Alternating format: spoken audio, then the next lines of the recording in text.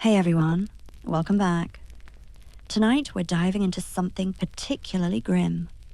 The complete absence of justice for half of medieval Europe's population. Women. Not the romanticized damsels in towers or noble queens on thrones.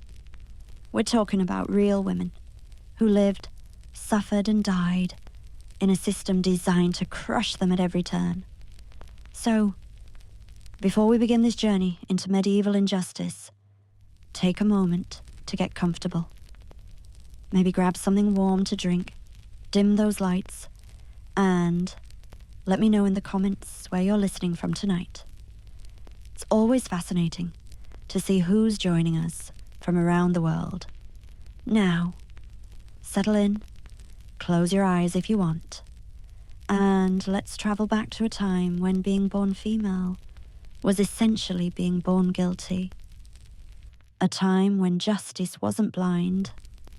It simply didn't exist for you at all. Congratulations, you've just woken up in the year 1348. The bad news? You're a woman. The worst news? That means you have about as many legal rights as the chicken pecking outside your door. Actually, the chicken might have it better. At least when it stops laying eggs, it just gets eaten. You, on the other hand, might get beaten, accused of witchcraft, or sold to the highest bidder. Your morning begins not with coffee or breakfast, but with the crushing realization that everything you do today, tomorrow, and for the rest of your probably short life will be controlled by men. Your father, until he sells you off. Your husband, until you die. And if you outlive him, his brother, his son, or whichever male relative decides you're now their property, you don't own yourself. You are owned. You stumble out of bed, which is really just a pile of straw you share with your entire family, including the uncle who keeps staring at you in ways that make your skin crawl. But who would you tell? Your father? He's the one who invited him to live here. The priest? He'll tell you to pray harder and stop tempting men with your sinful female existence. The local lord? He has the legal right to rape you on your wedding night if he feels like it. It's called droit du seigneur. And while historians debate how often it actually happened, the fact that it was even considered a right tells you everything about your value in this world. You're not a person. You're livestock that can talk, breed, and do laundry. The law, such as it exists, is crystal clear about your status.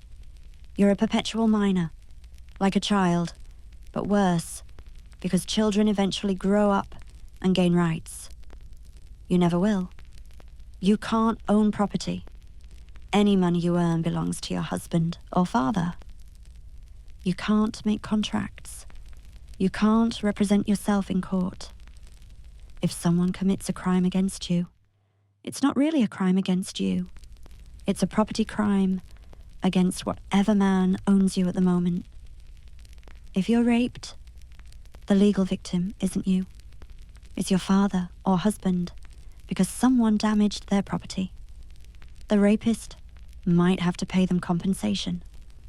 Not you. Them. Because you're not the injured party. You're just the object that got broken. And speaking of rape, good luck proving it happened. You need multiple male witnesses, not female witnesses. They don't count. Male witnesses who saw it happen and are willing to testify, finding men willing to stand up for a woman against another man. You might as well search for unicorns. They'd be easier to find. Even if by some miracle you get witnesses, you'll be questioned about what you were wearing, why you were alone, whether you led him on.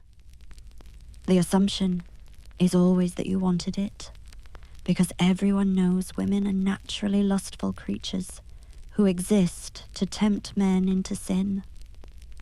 That's what the church teaches, what the law reflects, what everyone believes. Your daily routine reminds you constantly of your worthlessness. You wake before dawn to start the fire, but carefully. If it spreads and burns something, you'll be blamed for witchcraft or carelessness, both punishable by death. You fetch water from the well, but not too early or too late, because being out at unusual hours makes you suspicious. You prepare food, but if anyone gets sick after eating it, you obviously poison them. Every normal task carries the potential for accusation, punishment, death, because when you have no legal protection, anyone can destroy you with a single word. Your neighbor's cow dies, you must have cursed it. Your husband's business fails, you brought him bad luck. A child in the village gets sick, you gave them the evil eye. You can't defend yourself because your testimony is worth less than nothing. In most courts, women can't even speak. You need a male representative, usually the same man who's accusing you of something. It's a system so perfectly rigged against you that it would be funny if it wasn't your actual life. But here's the truly sick part. Everyone pretends this is for your own good. You're too weak, too emotional, too simple to handle complex matters like law and property. Men are protecting you by taking away all your rights, the same way they protect livestock, by owning it completely, controlling every aspect of its existence, and putting it down when it becomes inconvenient. So you go through your morning routine, careful not to look too happy, because that's suspicious, or too sad, because that's also suspicious. You exist in this narrow space between accusations, constantly walking a tightrope over an abyss of injustice. One false step, one angry neighbor, one rejected advance from a powerful man, and you fall into a legal system that doesn't see you as human.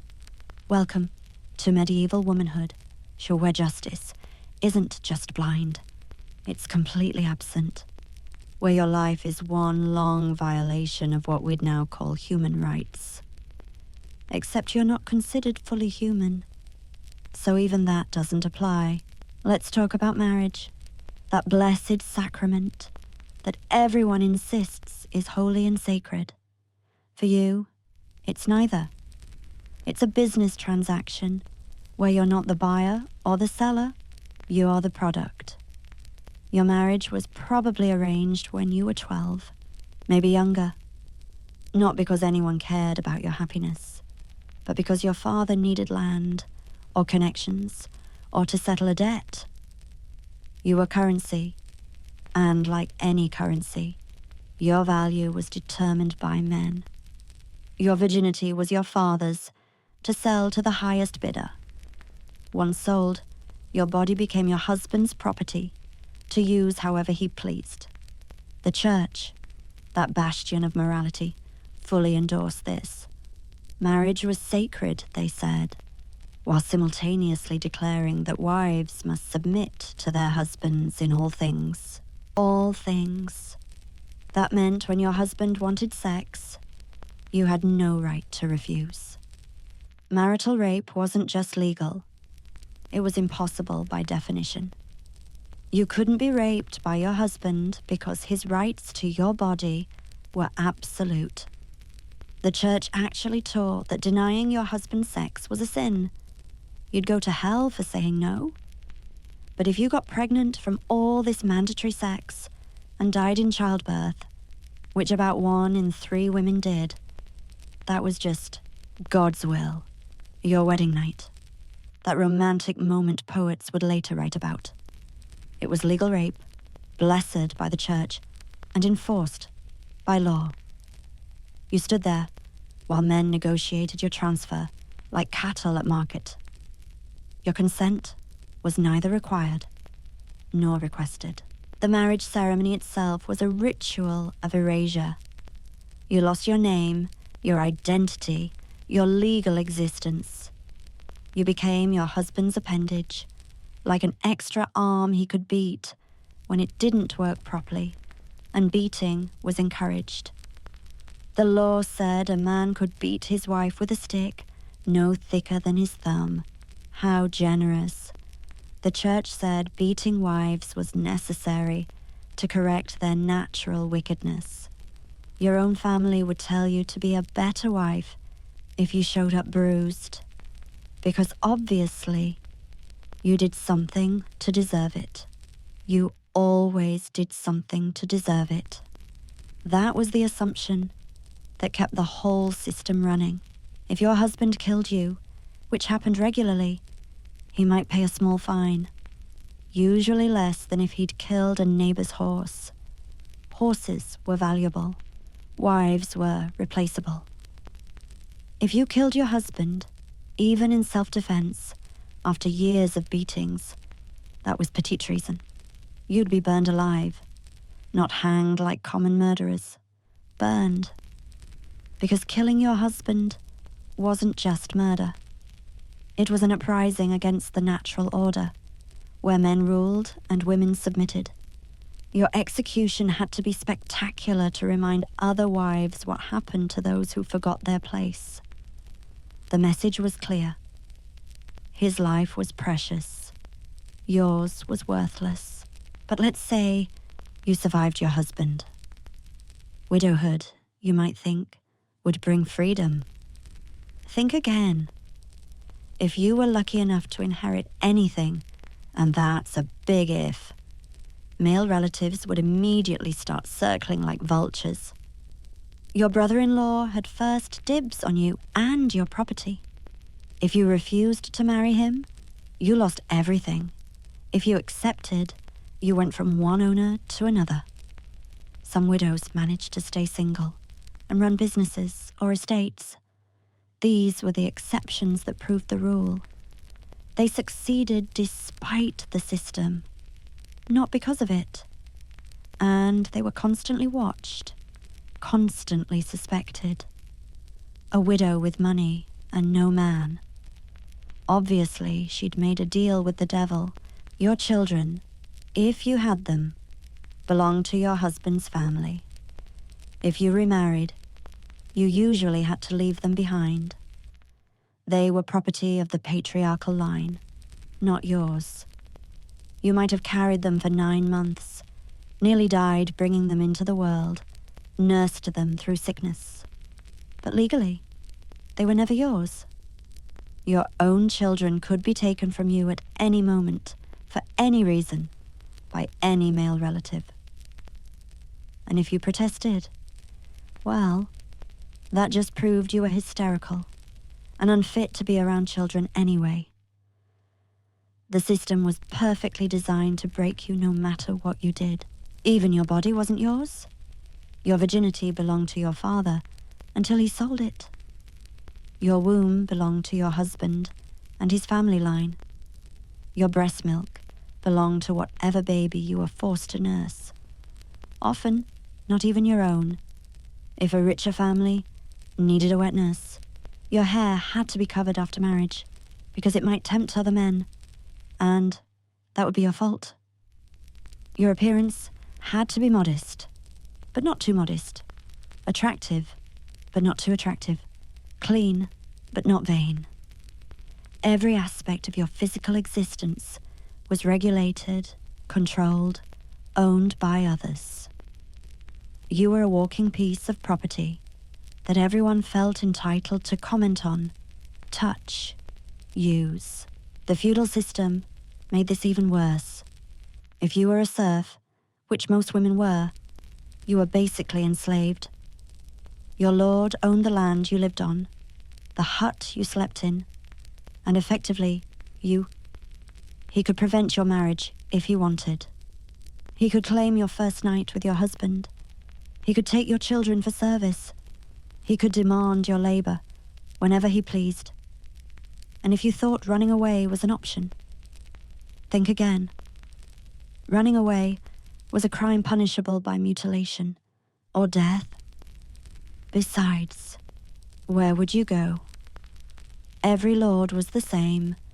Every town had the same laws. The entire world was built to keep you exactly where you were, under the boot of whoever claimed to own you. So marriage wasn't a partnership. It was a transfer of ownership. From father to husband, with you as the cargo. You had no say in who you married, when you married, or what happened after your wedding day wasn't the beginning of your life together. It was the end of any illusion that your life was yours at all. You were sold, signed, sealed, and delivered, a transaction complete. And everyone celebrated, while you silently screamed inside, knowing this was just the beginning of your life as legal property. But don't worry, there's so much more injustice to come. We're just getting started. Now let's discuss your work life. Because even though you labored from dawn to past dusk, none of it was legally yours. Every penny you earned, every item you made, every crop you grew, belonged to whatever man owned you at the moment. You could work yourself to death, and many did, but you'd never own the products of your own labor. Take brewing, for instance. Women were the primary brewers in medieval Europe. You'd wake before sunrise to start the malting process, spend all day stirring, boiling, straining, and fermenting. The ale you produced was essential. Everyone drank it because water would kill you faster than a plague rat. But the moment you started making good money, the guilds stepped in. Suddenly brewing required guild membership. Guess who couldn't join guilds? That's right, women. Within a generation, men took over the entire industry that women had built and perfected over centuries. The same thing happened with textiles, medicine, and basically every profitable trade. Women could do the work when it was low-status household labor. The second it became profitable, men passed laws excluding you from your own expertise. You could still do the work, of course. You just had to do it for free, at home, while men got paid for the same skills in public. Speaking of textiles, you spent literally half your waking hours spinning. Every moment your hands weren't doing something else, they were spinning thread. Walking to market, spinning, watching the pot, spinning. The phrase spinster for unmarried women comes from this. You spun constantly because your family needed cloth, and buying it was impossible on peasant wages. But here's the beautiful injustice of it all. The thread you spun, the cloth you wove, the clothes you made, none of it belonged to you. Your husband could sell it all and drink the profits. You'd watch him stumble home, drunk, wearing clothes you made from thread you spun, bought with money from selling more clothes you made. If you tried to keep any money for yourself, that was theft. Stealing from your husband, even if it was money you earned, was a crime. But him beating you senseless and taking everything, that was just marriage. The law was very clear about this. A wife's property became her husband's. The moment they married, any money she earned afterward was automatically his. If someone owed you money from before your marriage, your husband collected it. If you inherited something from your family, your husband owned it instantly. You couldn't even make a will without his permission. And why would he give permission? Dead wives don't need property. Let's say you were one of the rare women who stayed single, a spinster in every sense. You might think you'd have more freedom, but society had other plans. Single women were deeply suspicious. Why weren't you married? What was wrong with you? Were you barren? Were you a witch? You must be something evil to reject God's plan for women to be wives and mothers. Single women paid higher taxes as punishment for not producing children. You were banned from many jobs because they might put you in contact with men. And everyone knew single women were desperate temptresses. You couldn't live alone in most places because that was basically announcing you were a prostitute. Even if you found work, usually as a servant or labourer, your wages were half what men earned for the same job. The justification? Men had families to support. You know, the families that included wives who worked just as hard but weren't considered to be supporting anyone. The circular logic was breathtaking. Women earned less because they didn't support families. They didn't support families because their wages were too low to support anything.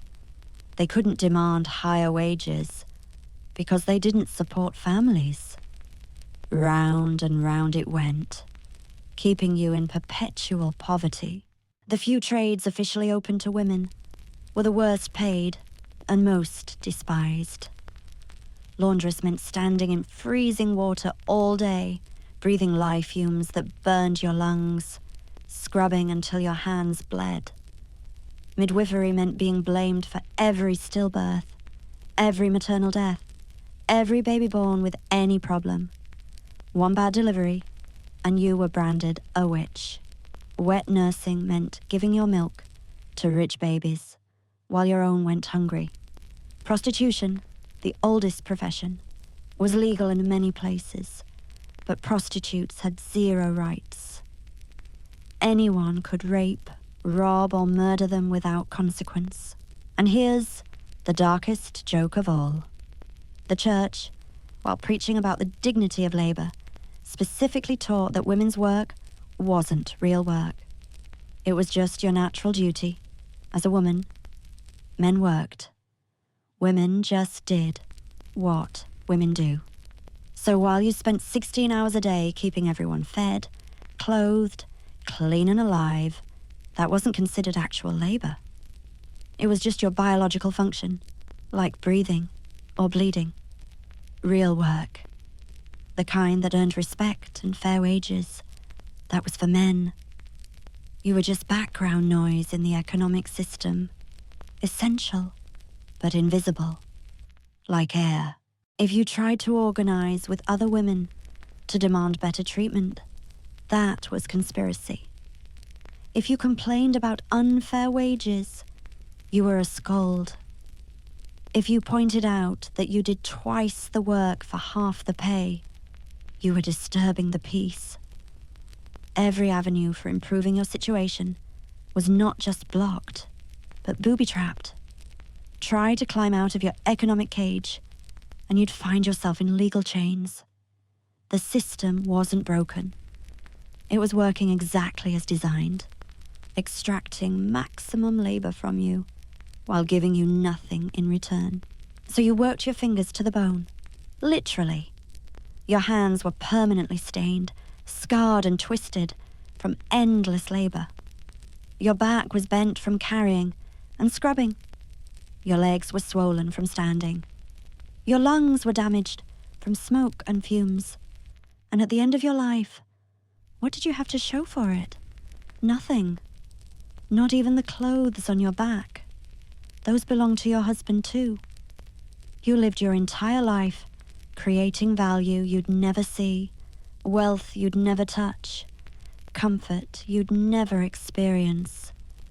Your labor built the medieval economy, but you died owning nothing, not even yourself. Time to talk about the church, that holy institution that claimed to love everyone equally, while systematically crushing half the population under its sanctified boot. The church wasn't just complicit in your oppression. It was the architect, the enforcer, and the cheerleader, all rolled into one. Every Sunday, You'd sit in church, forcibly separated from men, of course, and listen to priests explain how your suffering was God's will. You see, Eve ate the apple. That meant you, personally, were responsible for all human suffering. Your pain in childbirth, punishment for Eve. Your submission to men, punishment for Eve. Your complete lack of rights? You guessed it, Eve's fault, therefore yours. The theology was simple and brutal. Women were inherently more sinful than men. You were weaker, stupider, and more prone to evil. The devil specifically targeted women because you were easier to corrupt. This wasn't fringe belief. This was official church doctrine, preached from every pulpit, written in every religious text. St. Paul said, women should be silent in church. St. Augustine called women the devil's gateway. Thomas Aquinas, the great theological mind, declared women were defective men, mistakes of nature. These weren't just opinions. They were holy truth, the word of God interpreted by his earthly representatives. Your complete lack of rights? You guessed it, Eve's fault, therefore yours. The theology was simple and brutal. Women were inherently more sinful than men. You were weaker, stupider, and more prone to evil. The devil specifically targeted women because you were easier to corrupt. This wasn't fringe belief. This was official church doctrine, preached from every pulpit, written in every religious text. St. Paul said, women should be silent in church. St. Augustine called women the devil's gateway. Thomas Aquinas, the great theological mind, declared women were defective men, mistakes of nature. These weren't just opinions. They were holy truth, the word of God interpreted by his earthly representatives. Confession was particularly twisted. You had to confess your sins to receive absolution, but confession meant being alone with a priest who had complete power over your eternal soul. He could demand details, intimate details, about your supposed sins. He could assign any penance he wanted. He could withhold absolution unless you complied with whatever he demanded. Some priests turned confession into sexual interrogation, forcing women to describe thoughts and acts in graphic detail, all in the name of spiritual cleansing. If you refused, you were hiding sin. If you complied, you were confessing to sin. Either way, you were guilty. The church's teachings on sexuality were especially designed to torture you. Sex was sinful, but refusing your husband was more sinful. Enjoying sex was definitely sinful. Not producing children was sinful. Producing too many children was being lustful, also sinful. Using any form of birth control, including just timing, was sinful. Dying in childbirth without confession was sinful. There was literally no way to navigate sexuality without sin, which meant you constantly needed the church's forgiveness, which meant you were always under its control. The perfect theological trap. But wait, it gets better. The church also controlled marriage, remember? Divorce didn't exist. If your husband beat you daily, that was your cross to bear. If he spent all your food money on dice and drink, you should pray for his soul. If he infected you with diseases from prostitutes, you should thank God for the opportunity to suffer like Christ. The only way out of marriage was annulment, which required proving the marriage was invalid from the start. This required church courts, church lawyers, and massive bribes. Guess who couldn't afford any of that? Guess who wasn't allowed to represent themselves in church courts anyway? Convents, you might think, offered an escape. Become a nun, avoid marriage, dedicate yourself to God. But convents required dowries, often larger than marriage dowries. Poor women need not apply. If you did manage to enter a convent, you traded one form of male control for another. Priests controlled convents, bishops controlled priests. The Pope controlled everyone. Nuns took vows of obedience to male superiors who'd never taken such vows themselves. You could spend your entire life in prayer and service, but you'd never be allowed to perform Mass, hear confession, or exercise any real religious authority. You were holy enough to suffer, but not holy enough to lead. The Church also controlled education. And guess who wasn't allowed any? That's right, women. You couldn't read the Bible because you might interpret it wrong. Only priests could interpret God's word correctly, even though half of them couldn't read either. But they had penises, which apparently made them better at understanding divine will. This meant you couldn't even verify if what the priest told you was actually in the Bible. He could make up whatever he wanted, call it God's word. And you had to believe him or risk your immortal soul. Here's the ultimate irony. The Church worshipped Mary, a woman, as the mother of God, but actual women were treated as barely human. Mary was pure, virginal, maternal, and most importantly, silent and obedient. She was the impossible standard you were measured against, and always found wanting. You could never be virgin and mother. You could never be pure enough, silent enough, obedient enough. The Church's ideal woman was literally an impossible paradox, ensuring you'd always fail, always need forgiveness, always be under their control. And when things went wrong, when crops failed or plagues struck or wars were lost, who did the Church blame? Women, specifically witches. Because if God was all-powerful and all-good, bad things could only happen because of evil, and evil was feminine. The Malleus Maleficarum, the hammer of witches, was written by churchmen. It explained in detail how women were naturally inclined to witchcraft because of your inferior nature. It became the manual for destroying any woman who stepped out of line, all in the name of God's love. So every Sunday, you sat in that cold chair, on hard benches in the back, where women belonged, listening to men who despised you explain why God wanted you to suffer. You couldn't protest. That was heresy. You couldn't leave. That was apostasy. You couldn't even pray incorrectly. That was blasphemy. All punishable by death, usually burning, because the Church loved its symbolism. Fire purified, they said, as they watched you scream.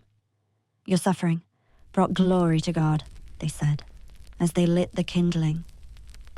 This was love, they said, as you turned to ash. The Church didn't just fail to protect you.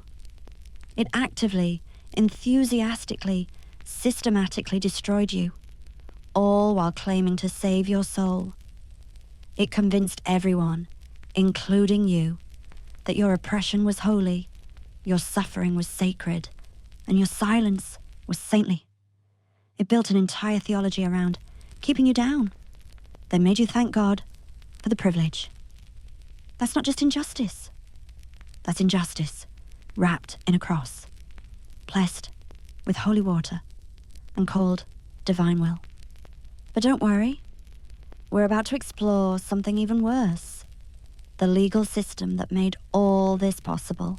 Let's dive into the medieval legal system, that magnificent structure of justice that treated you with all the fairness of a rabid dog. Actually, that's unfair to rabid dogs. At least they were put down quickly You, on the other hand, got to experience the slow, deliberate cruelty of laws specifically designed to destroy you.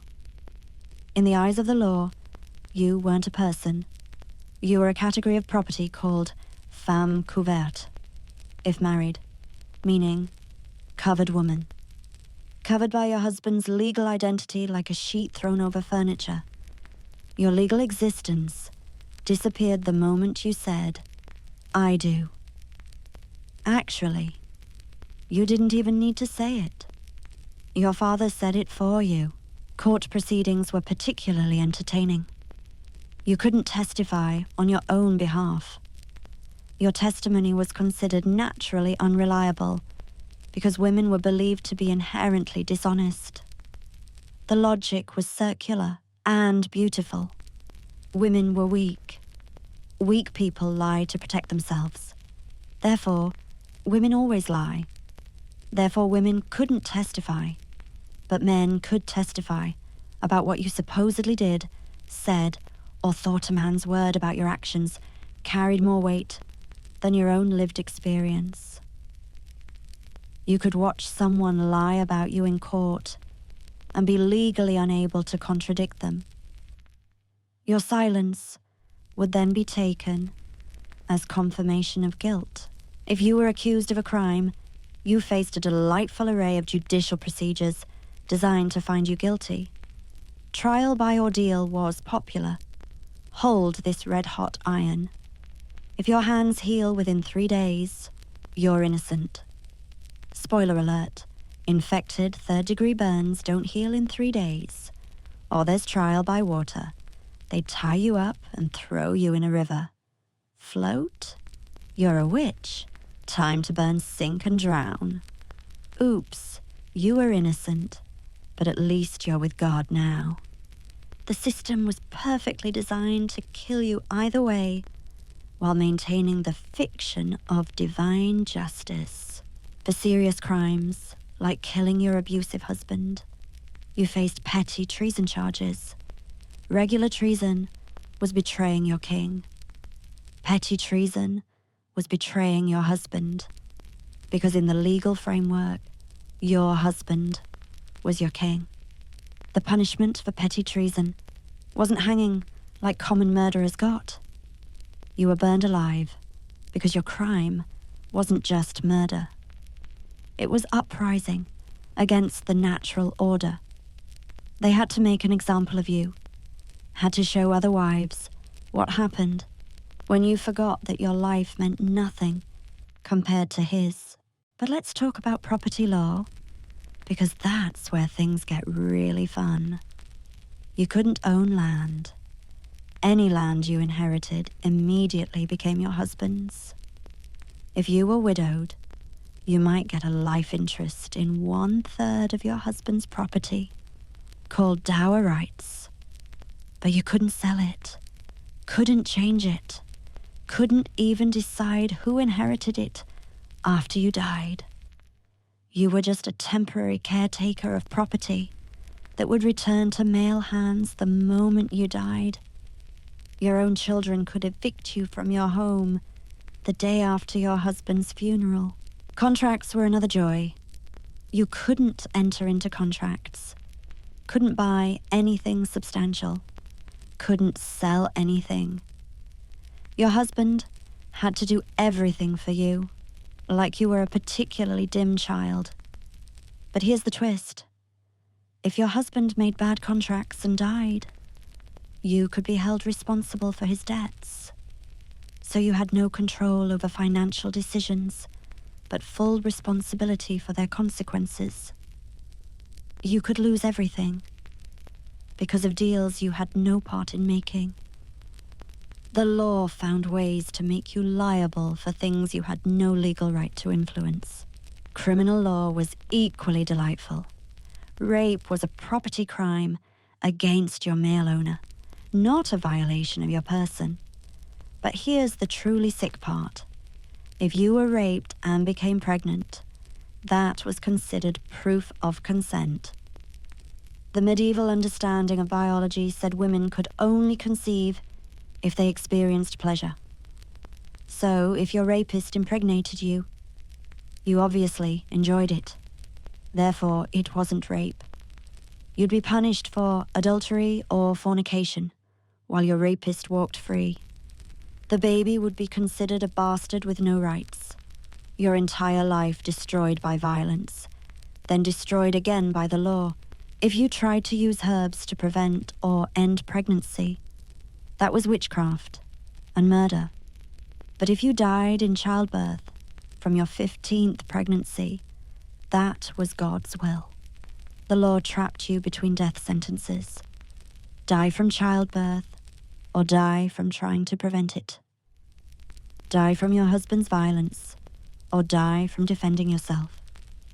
Die from starvation or die from stealing food. Every choice led to death, just different kinds. The only variable was how much you'd suffer first. Want to hear about inheritance law? Your sons inherited everything. Daughters got dowries if the family could afford them, which were immediately owned by their husbands.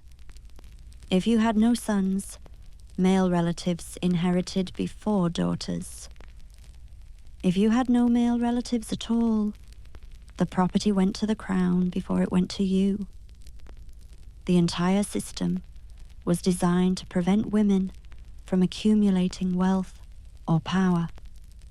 Even queens were just temporary holders of power until a male heir came of age. The few legal rights you technically had were impossible to enforce. Sure, the law said your husband couldn't kill you without cause. But who determined cause? Male judges. Who witnessed the killing? Male neighbors who didn't want to get involved. Who would prosecute? Male officials who thought you probably deserved it. The law might exist on paper, but in practice, you had no access to it. It was like having a door marked exit that was permanently locked from the outside. Here's my favorite part. The law recognized women's weakness and need for protection, then used that recognition to strip away all protections. You were too weak to own property, so men would own it for you.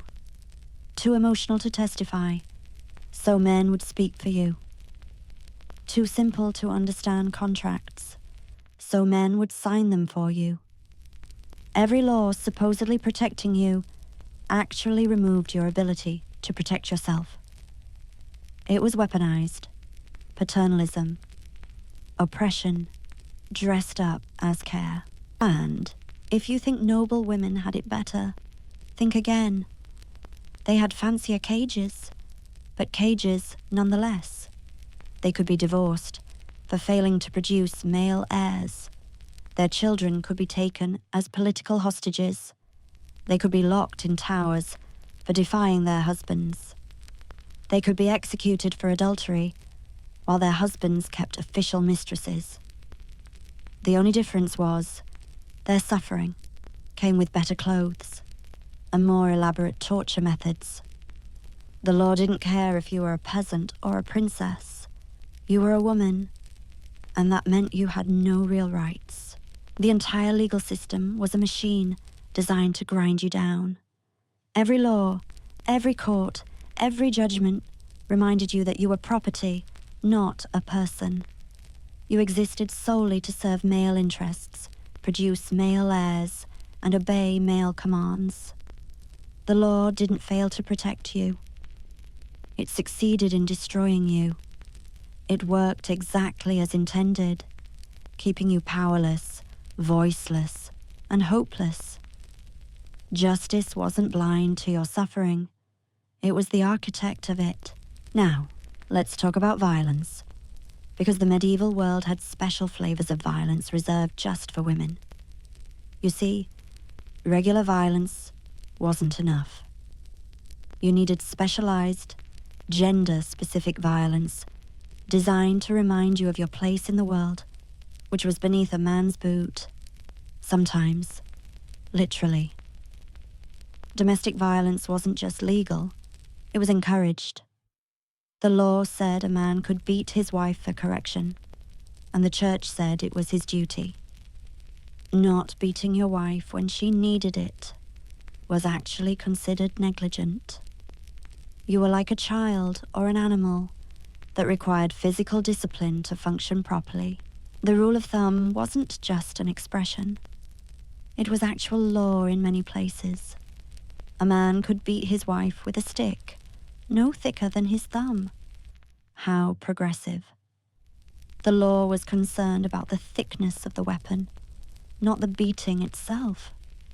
And this was considered merciful, a limitation on male power.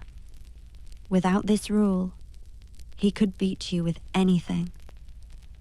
The law patting itself on the back for restricting him to thumb-width weapons while you bled on the floor. But here's where it gets really special. If you fought back, if you raised a hand to defend yourself, that was assault. Worse, it was rebellion against rightful authority. You could be put in the stocks, publicly whipped, or branded. Your husband beating you was correction. You defending yourself was crime. The bruises on your face were evidence of his right. The scratches on his arm were evidence of your criminality. The system was perfectly designed to ensure you'd take whatever violence he delivered without resistance. Public violence was entertainment. Scolds' bridles, duck-in stools, the stocks, all specifically designed for women who talked back, argued, or showed any spirit. The scold's bridle was particularly ingenious, an iron mask locked onto your head with a metal bit that pressed down on your tongue, sometimes with spikes. You'd be paraded through town, unable to speak, unable to scream, blood dripping from your mouth. The crime? Being argumentative, having opinions, using words men didn't want to hear. The ducking stool was for suspected witches, or just annoying women.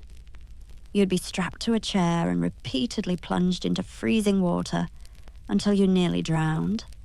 If you survived, you learned to shut up. If you didn't, well, problem solved. The crowd would gather to watch, bringing their children to see what happened to women who didn't know their place.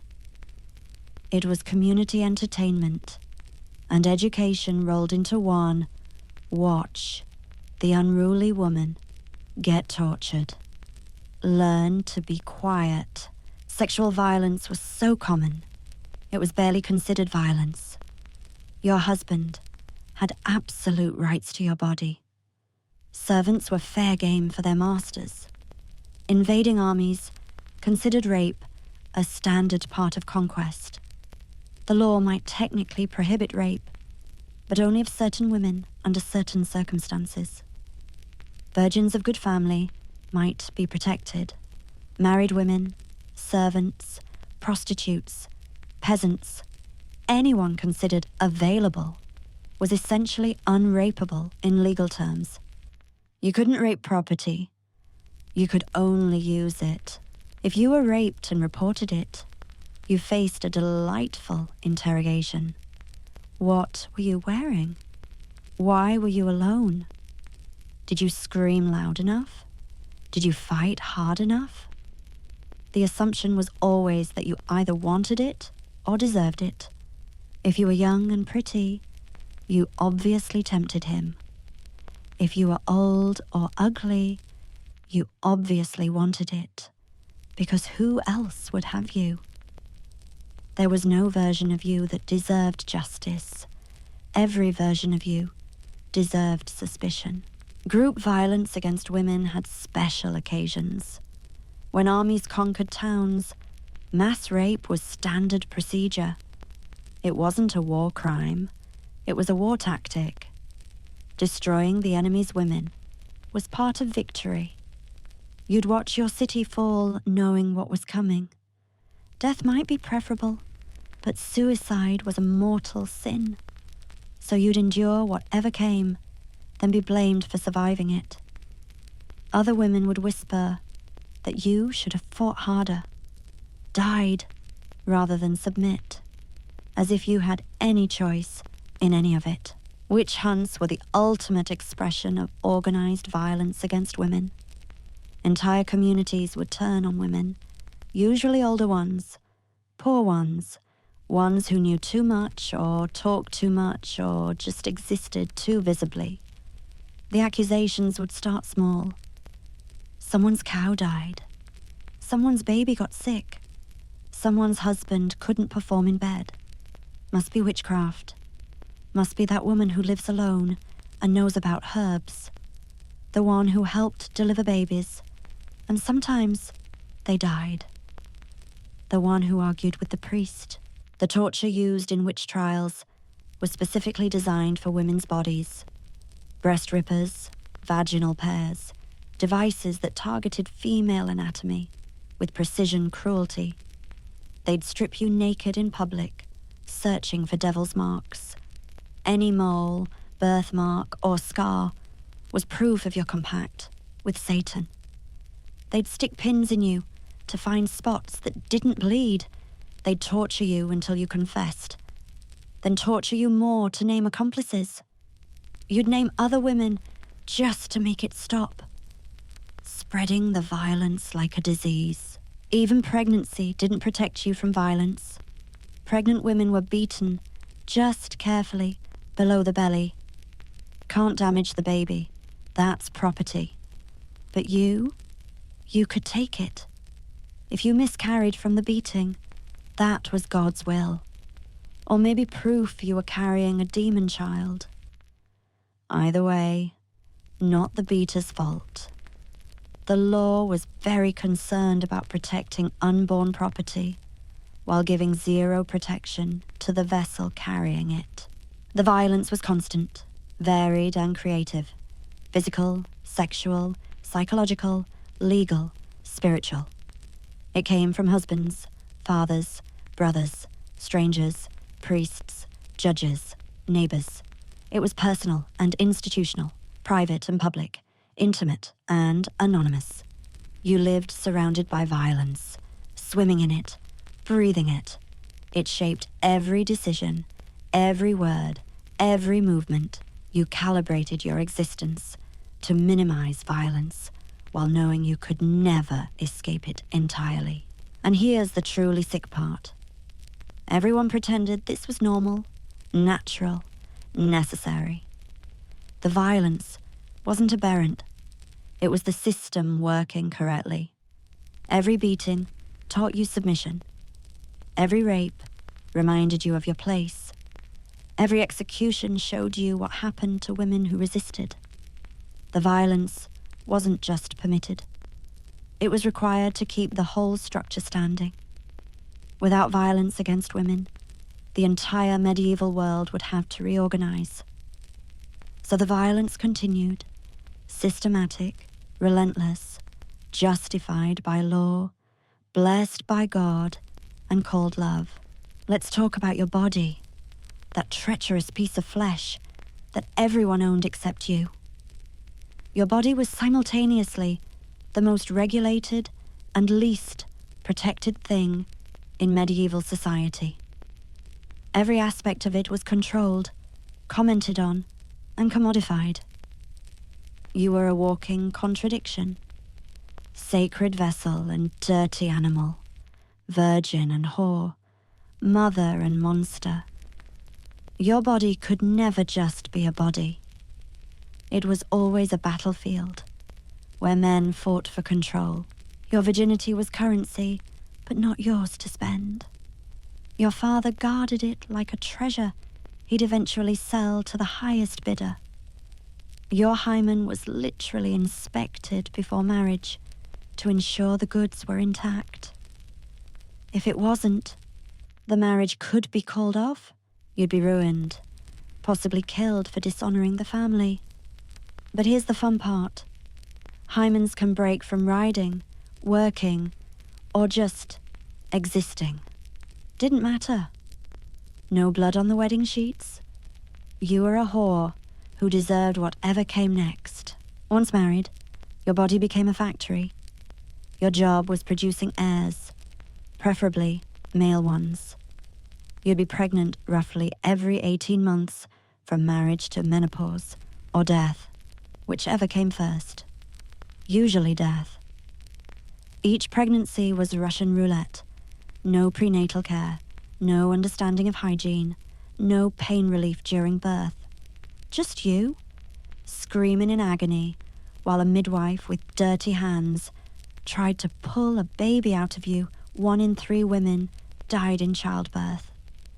Those who survived were often left with permanent injuries, torn perineums, prolapsed uteruses, fistulas that leaked urine or feces for the rest of their lives, but couldn't produce children. That was your fault, never his. You were barren, cursed, probably a witch. He could divorce you, beat you, or lock you away. The fact that he might be sterile was literally unthinkable. Men's bodies worked properly by definition. Yours was the one that failed. You try everything: prayers, pilgrimages, herbs that might kill you, positioning that definitely hurt you, anything to produce the heir that would justify your existence. And if you finally had a son who died, which half of them did before age 5, that was your fault too. Your menstruation was considered disgusting and dangerous. You were unclean, untouchable, possibly poisonous during your period. You couldn't enter churches, couldn't prepare food, couldn't touch anything important. Some believed your menstrual blood could turn wine sour, make crops fail, cause men to go insane. You were basically radioactive for a week every month. But you also couldn't mention it, couldn't acknowledge it, couldn't even properly clean yourself during it. You bled in silence and shame, using rags you'd wash and reuse, because that's all you had. Menopause meant you were useless. Can't produce babies anymore. What good are you? Post-menopausal women were considered dried up, worthless, probably witches. All that accumulated knowledge and experience meant nothing compared to a functioning uterus. You'd spent your entire life being valued only for your reproductive capacity, then discarded the moment it ended. If you were lucky, you'd be allowed to live quietly in a corner. If you weren't, you'd be accused of witchcraft, because obviously your dried-up womb was casting curses on fertile women. Your breasts were particularly complicated. They were for feeding babies, but showing them was sinful. You'd need to nurse constantly, but modestly. God forbid a man saw your breast while you were feeding his child. That would make you a temptress. But if you didn't produce enough milk, you were a failed mother. Too much milk? Probably a witch. Your breasts were simultaneously sacred maternal organs and dangerous sexual objects. They belonged to your baby for food, your husband for pleasure, and the church for judgment. Your hair was another battlefield. Unmarried women could show their hair, but it better not be too beautiful, or you're vain.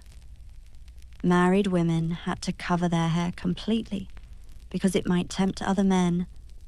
But if your hair covering was too nice, you're vain again. If it was too plain, you're not honoring your husband. Your hair could be too long, witchy, too short, mannish, too beautiful, tempting, too ugly, shameful. There was no correct way to have hair. Every choice was wrong, just different types of wrong. Your weight was constantly scrutinized. Too thin meant you were probably sick or cursed. Too fat meant you were gluttonous and lustful. But you had no control over your diet. You ate what was available, when it was available, if it was available. During pregnancy, you'd gain weight. After birth, you might not lose it. Multiple pregnancies meant your body changed in ways you couldn't control, but every change was your moral failing.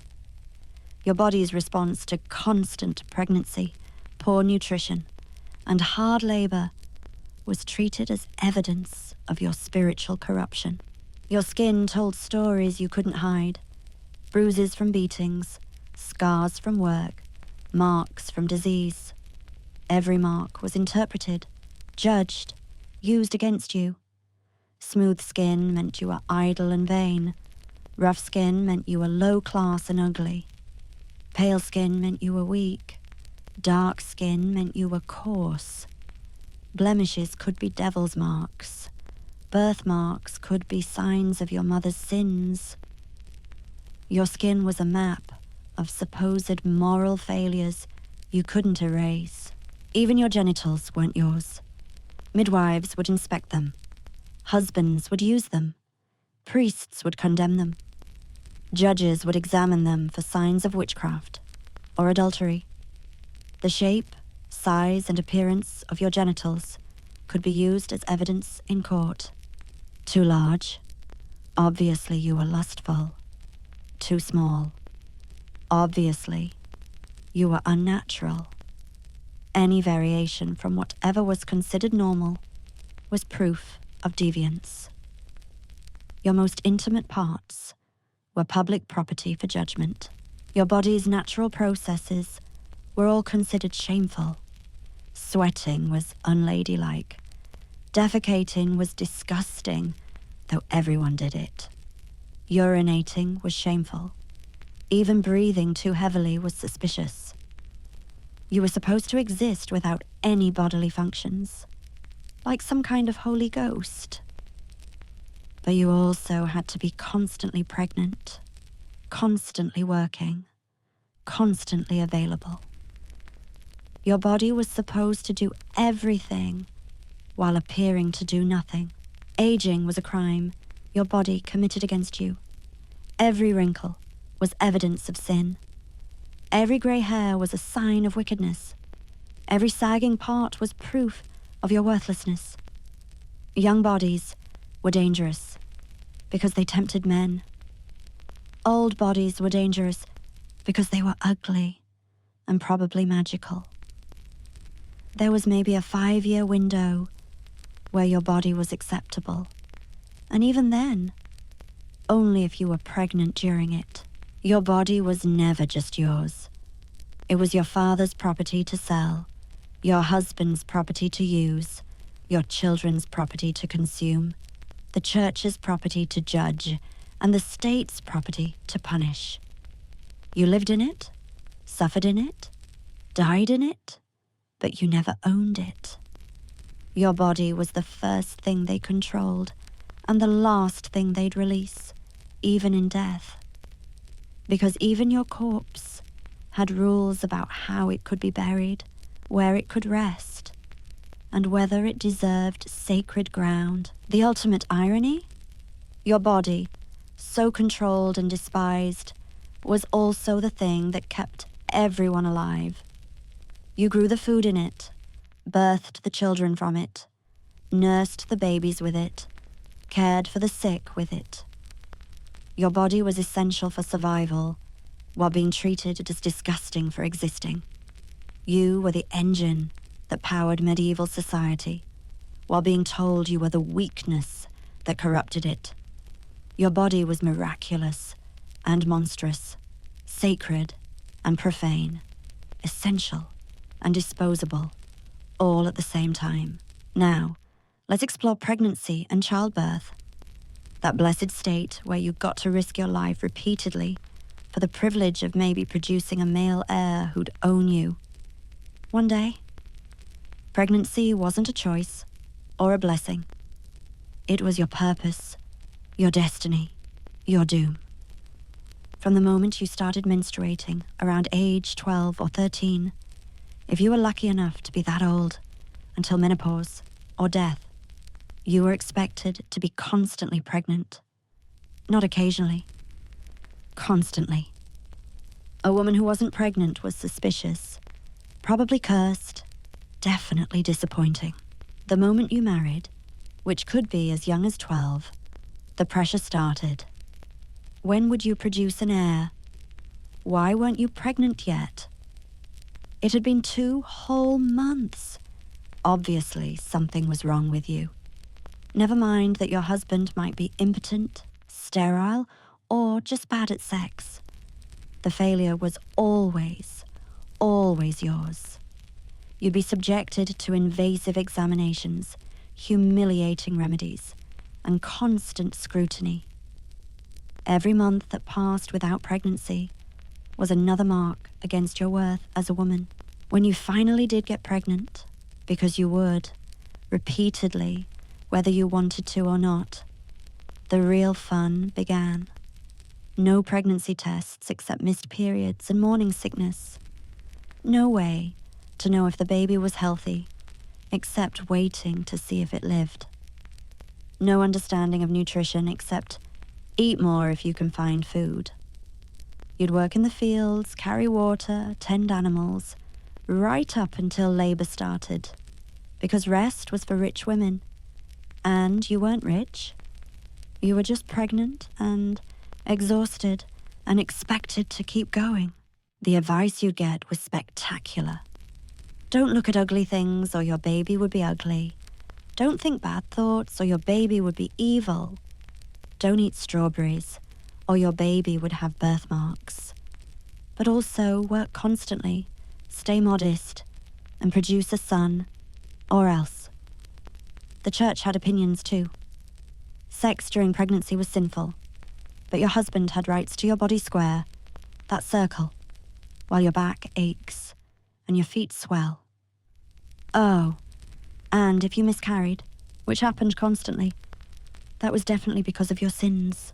Labor was where things got really special. You'd give birth at home, usually in a dark room because men couldn't see women's business. The midwife, if you could afford one, had learned her trade from other women, not from any medical training. She'd bring herbs that might help or might kill you, tools that hadn't been cleaned since the last birth, and superstitions that definitely wouldn't help. You'd labor for hours, sometimes days, with no pain relief, except maybe biting on a stick or screaming into a rag. If the baby was positioned wrong, which happened often, your options were limited. The midwife might try to turn it with her hands inside you. No sanitation, no gentleness, just desperate manipulation of flesh. If that didn't work, she might have to make a choice. Save you or save the baby. Guess which one the church preferred.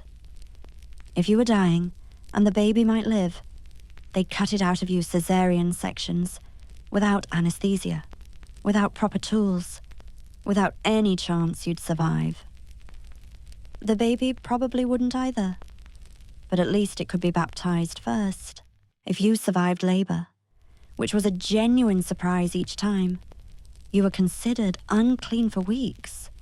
You couldn't enter church until you'd been churched, a ceremony where you were purified from the dirty business of creating life.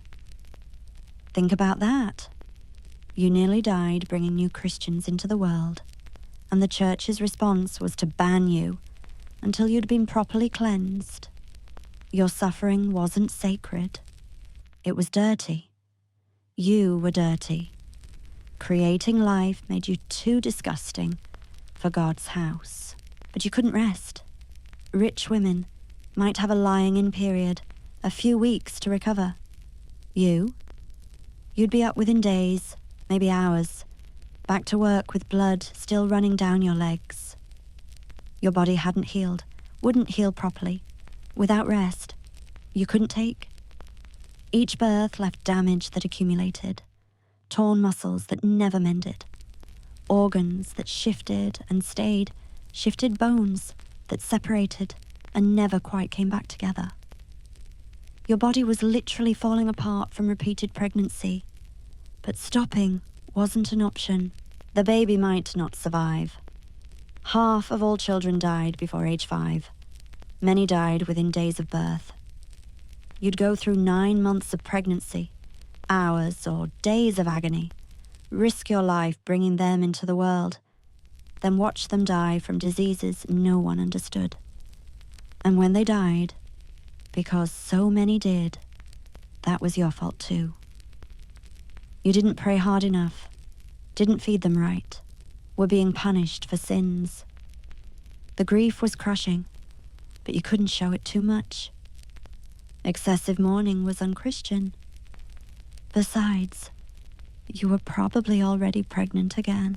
If the baby lived and was female, disappointment all around. Girls were expensive, needed dowries, couldn't carry on the family name. You'd failed again. Better luck next time.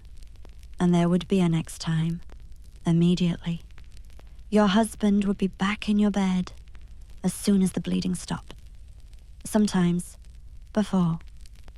The church said waiting 40 days was proper, but your husband's rights trumped propriety.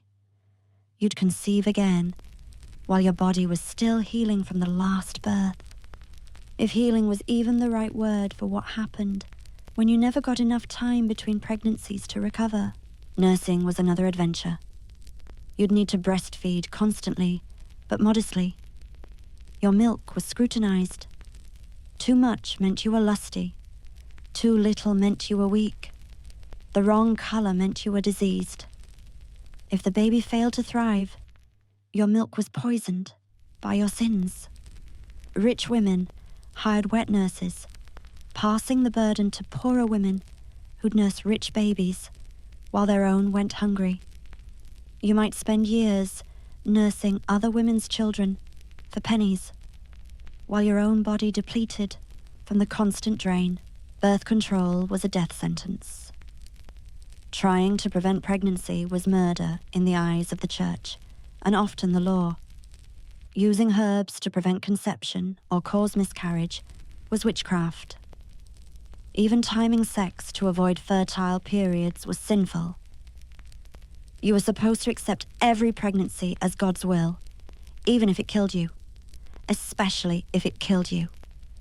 Dying in childbirth was considered a good death for women, almost martyrdom. Your suffering was finally useful. Your death had meaning. How beautiful. Some women had 20 or more pregnancies, 20 times risking death. 20 times your body tore itself apart to create life. If half those babies survived to adulthood, you were lucky.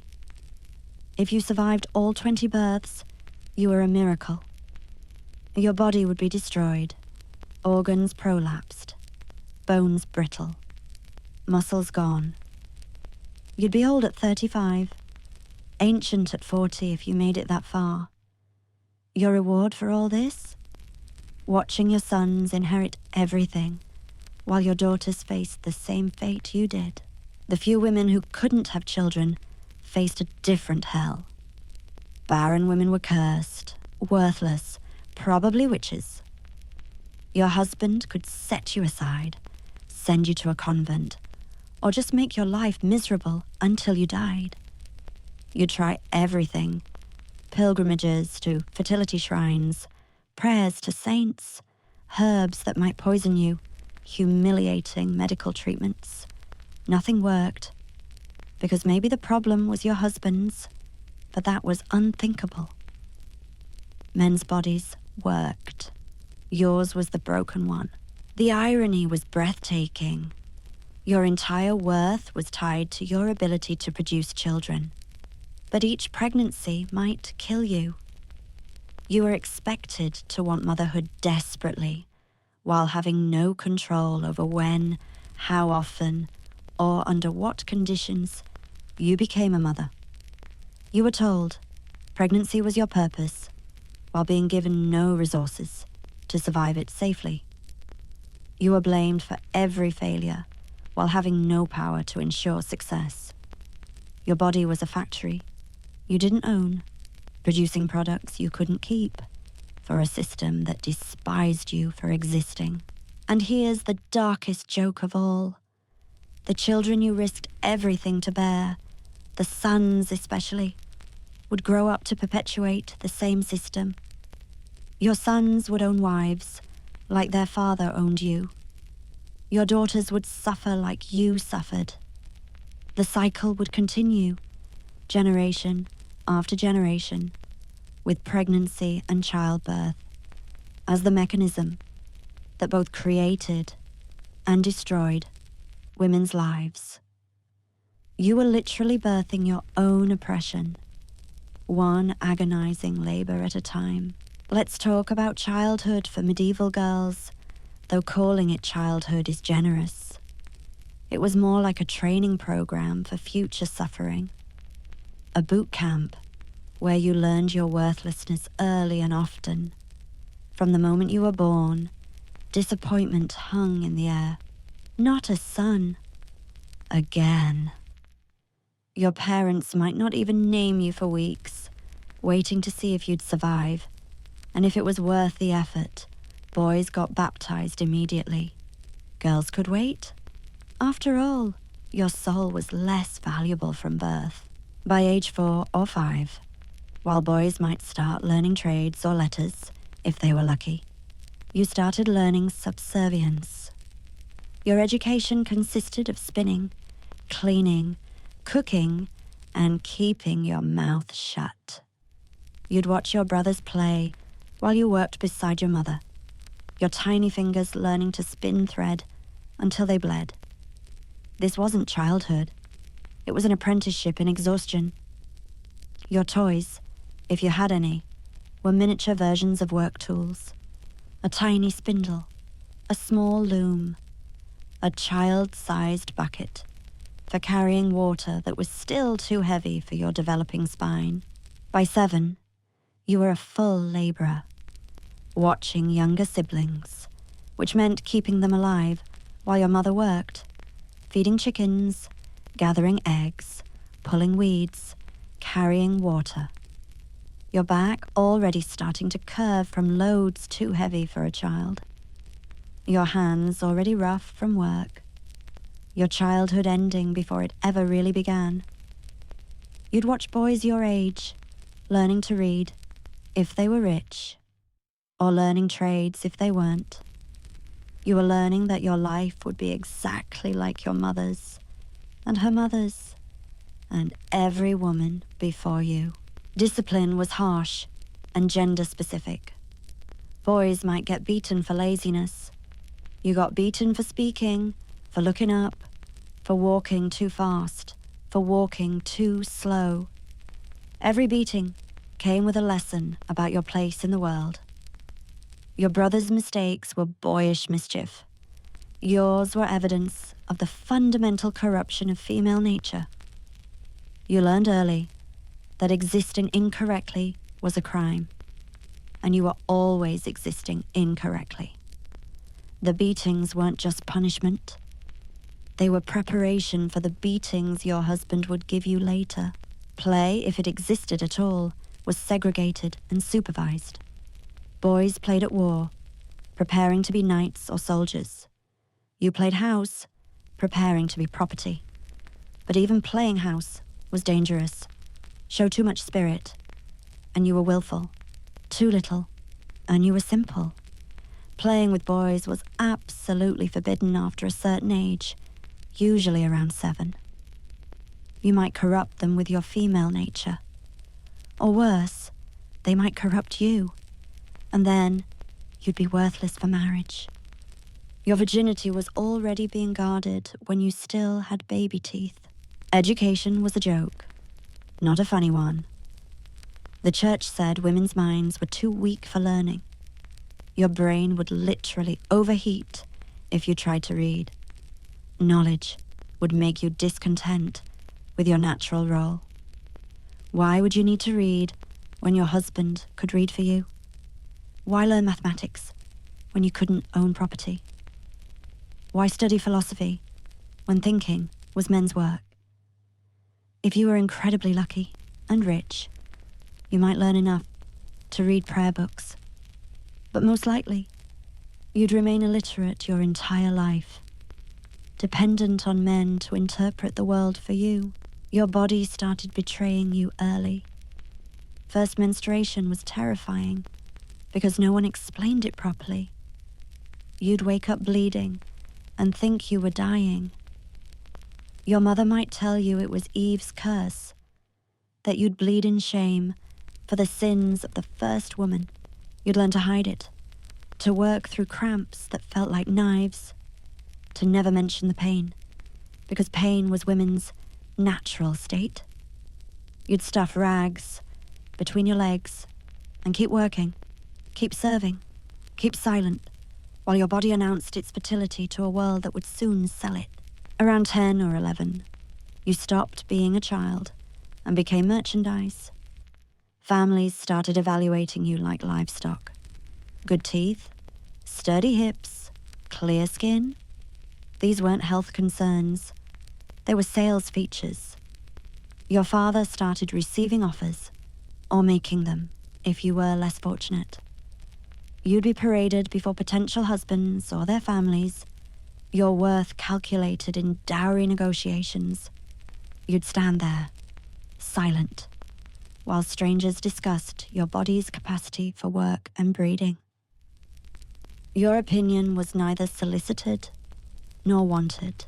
The betrothal could happen at any age, 8, 10, 12. You'd be promised to a man you'd never met, sometimes before you understood what marriage meant. The actual wedding might wait until you started menstruating, but the sale was final. You'd spend your remaining childhood knowing exactly who owned your future. Sometimes you'd be sent to live with his family, to learn their ways, to be trained like a dog, to serve their specific needs. Your childhood ended the day you were betrothed. Now you were just waiting to be collected. If you showed any intelligence or spirit, it was beaten out of you. Literally. Smart girls were dangerous. They might question things, want things, think things.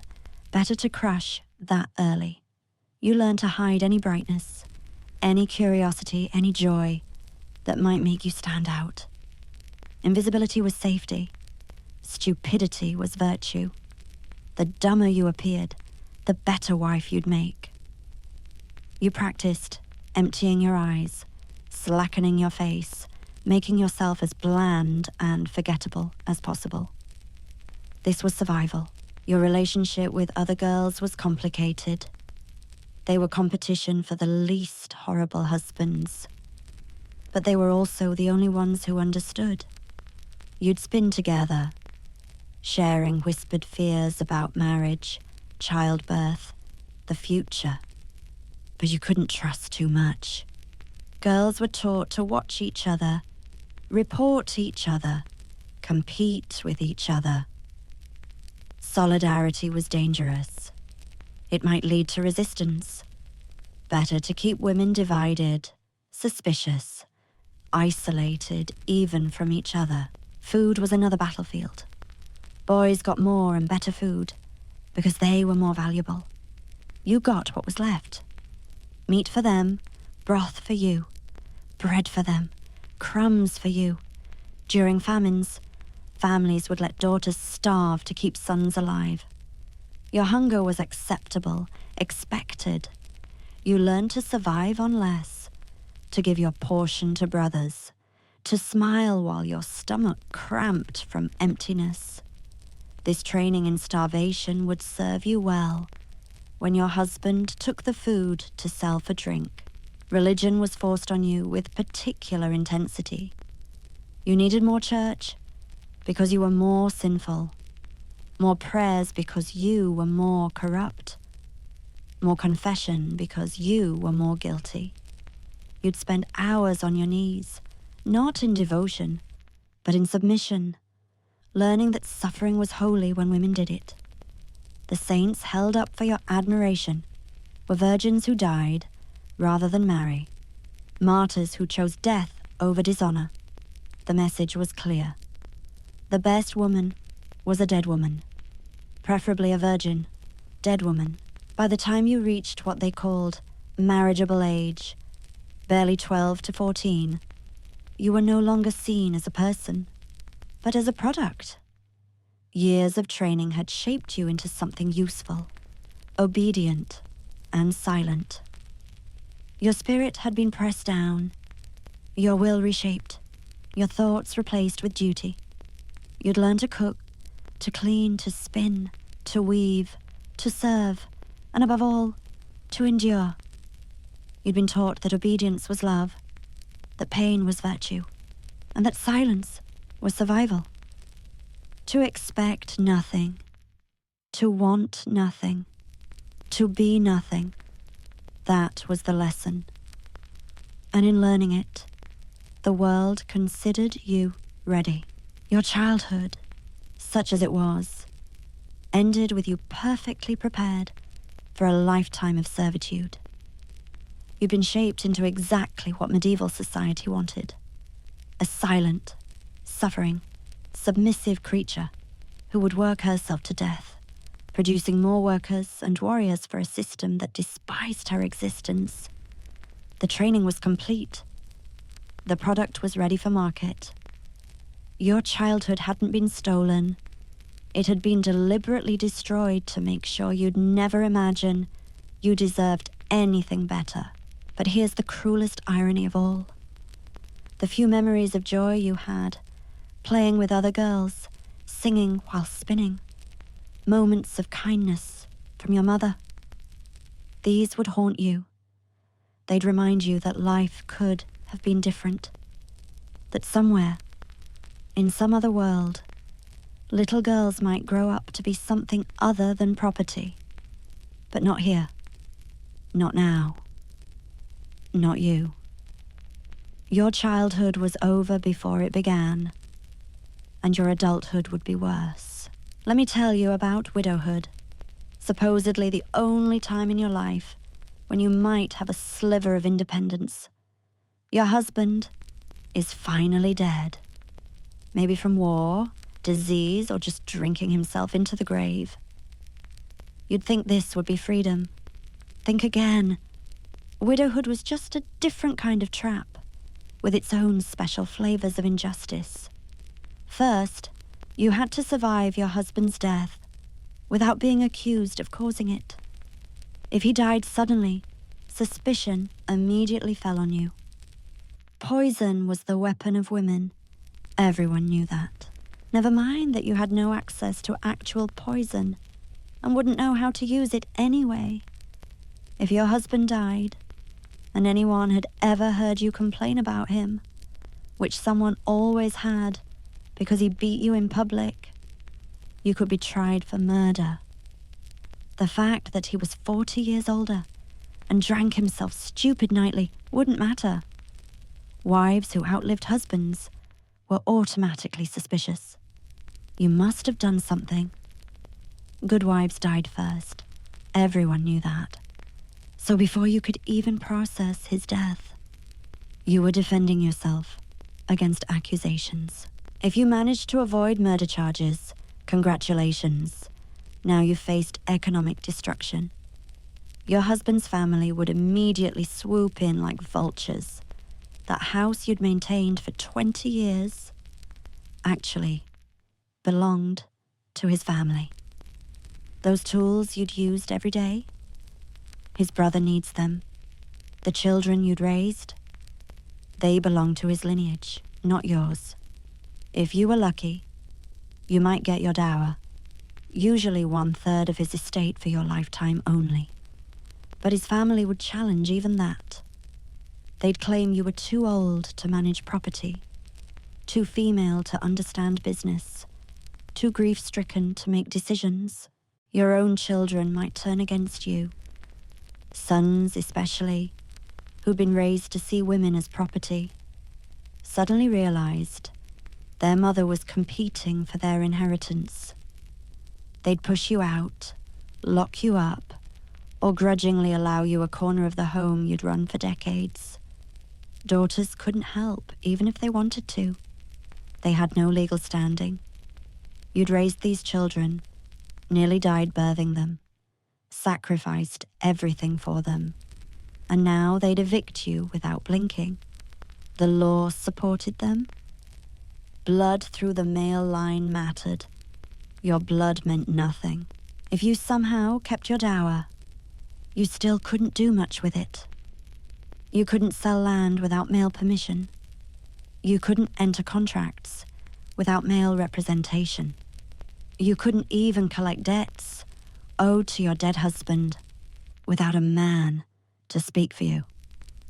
You had property, but no power over it. You were essentially a caretaker of wealth that would revert to men the moment you died. You couldn't even write a will without male oversight. Your temporary freedom was just that, temporary and hollow.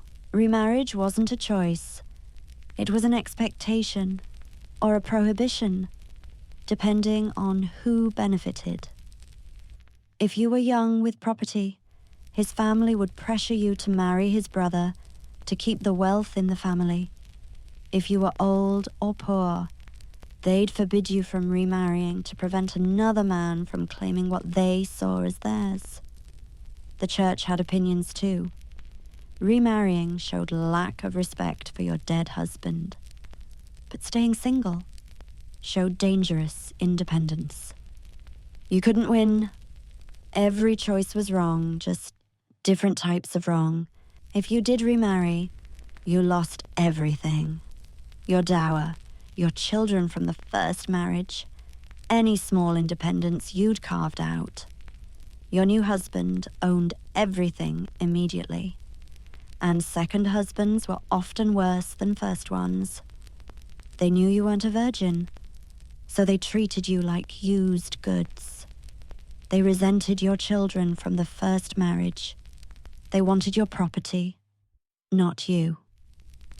You traded one master for a worse one, and this time you knew exactly what was coming. Staying single as a widow meant constant surveillance. Every man who spoke to you was a potential scandal. Every transaction was scrutinized. Were you too friendly with the merchant? Did you smile at the priest? Why did that man visit your house? A widow's reputation was glass. One crack, and it shattered completely. You had to be more virtuous than a nun, more businesslike than a merchant, more above reproach than Caesar's wife. One whisper of impropriety, and you'd lose everything. The economics were brutal. Your husband had probably left debts you didn't know about. Creditors would come calling, demanding payment for loans you'd never seen. You were responsible for his obligations, but had no access to his full accounts. You might discover he'd sold things you thought you owned, promised things that didn't exist, borrowed against future harvests that would never come. You'd spend your widowhood paying for his mistakes with money you didn't have from property you couldn't control. If you had young children, you couldn't raise them alone. The law required male guardians. Your brother-in-law, father-in-law, or some male relative would have legal custody. They'd make all decisions about education, marriage, apprenticeships. You might be allowed to feed and house them, but you had no say in their futures. You'd watch strangers or hostile relatives shape your children's lives while you stood powerless. Your motherhood meant nothing without a husband to validate it. Poverty hit widows hardest. Without a man's name, you couldn't get most jobs. Without a man's protection, you were vulnerable to every predator. Elderly widows were the poorest people in medieval society, surviving on church charity if they were lucky, starving if they weren't. You'd see them begging outside churches. These women who'd worked their entire lives, raised families, contributed everything, now discarded like broken tools that would be your future if you lived long enough. The church offered limited refuge. You might become a vowess, taking religious vows while living in the world. But this required money for support and church approval. You had to prove your chastity, your devotion, your worthiness. Even then, you were supervised by male clergy who could revoke your status any time. You traded one form of male control for another, just with more prayers and less sex. Young, wealthy widows were the exception everyone pointed to. Look, they'd say, some widows run businesses, own property, make decisions. What they didn't mention was these women succeeded, despite the system, not because of it. They faced constant legal challenges, social ostracism, and threats of violence. They had to be twice as smart, 3 times as careful, and 4 times as ruthless as any man just to survive. And the moment they died, everything they'd built would revert to male hands anyway. Here's the sickest joke about widowhood. It was considered the best possible state for women. Not marriage, not virginity, but widowhood. Why? Because your sexuality was supposedly dead. With your husband, you were no longer a threat to men's virtue or a drain on men's resources. You were neutered, desexed, made safe by loss. The best woman was one who'd fulfilled her breeding function, then had the decency to become invisible. That was the pinnacle of female achievement. Productive obsolescence. But even in widowhood, you were never truly free. Every moment was watched, every decision questioned, every action judged against impossible standards. You lived knowing that one mistake, one accusation, one angry relative could destroy everything. You walked a tightrope between poverty and scandal, independence and isolation, survival and surrender. Widowhood wasn't freedom. It was just a different-shaped cage, slightly larger maybe, but still locked from the outside.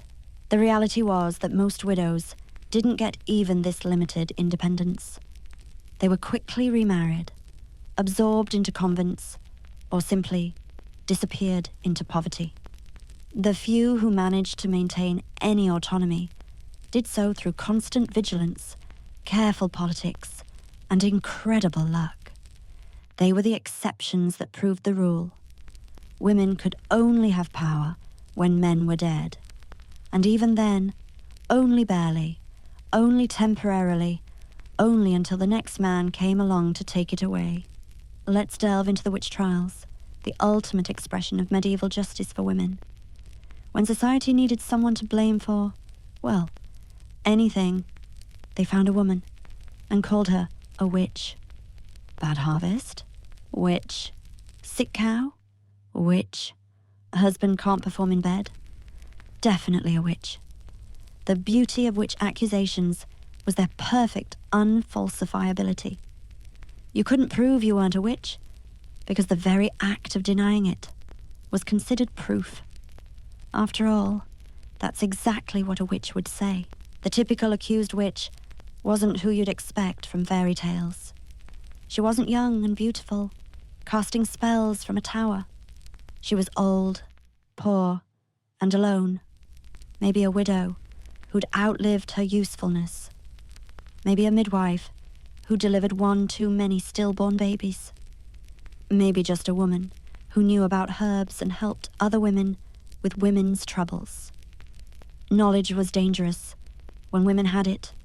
Independence was suspicious. Survival past childbearing age was practically criminal. These women had committed the worst crime imaginable, existing, while female, without male protection. The Malleus Maleficarum, the Hammer of Witches, written by 2 Dominican friars in 1487, became the manual for destroying women. It explained in detail why women were naturally inclined to witchcraft. We were weaker, more carnal, more deceitful, less intelligent. Our very wombs made us susceptible to demonic influence. The book was essentially a how-to guide for torturing confessions out of any woman you wanted gone. The church endorsed it. The courts used it. It became one of the most published books after the Bible. The accusations usually started small. Your neighbor's chicken died. You'd been seen near the coop last week. You must have cursed it.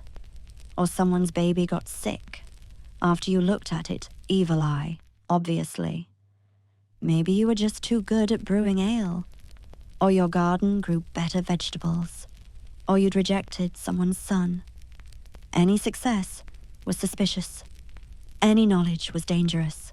Any deviation from complete submission was evidence. Once the whispers started, they spread like plague. Everyone suddenly remembered that time you did something strange. The tests for witchcraft were designed to kill you either way. The swimming test. They'd tie your hands to your feet and throw you in water. Float and you're a witch. Because water rejects evil sink and drown. You're innocent, but dead. The needle test. They'd strip you naked in public and stick needles in every mole, birthmark or scar, looking for the devil's mark that didn't bleed, the pressing. They'd pile rocks on your chest until you confessed or died. Each test was just murder with extra steps, dressed up as divine justice. The torture was specifically designed for women's bodies and fears.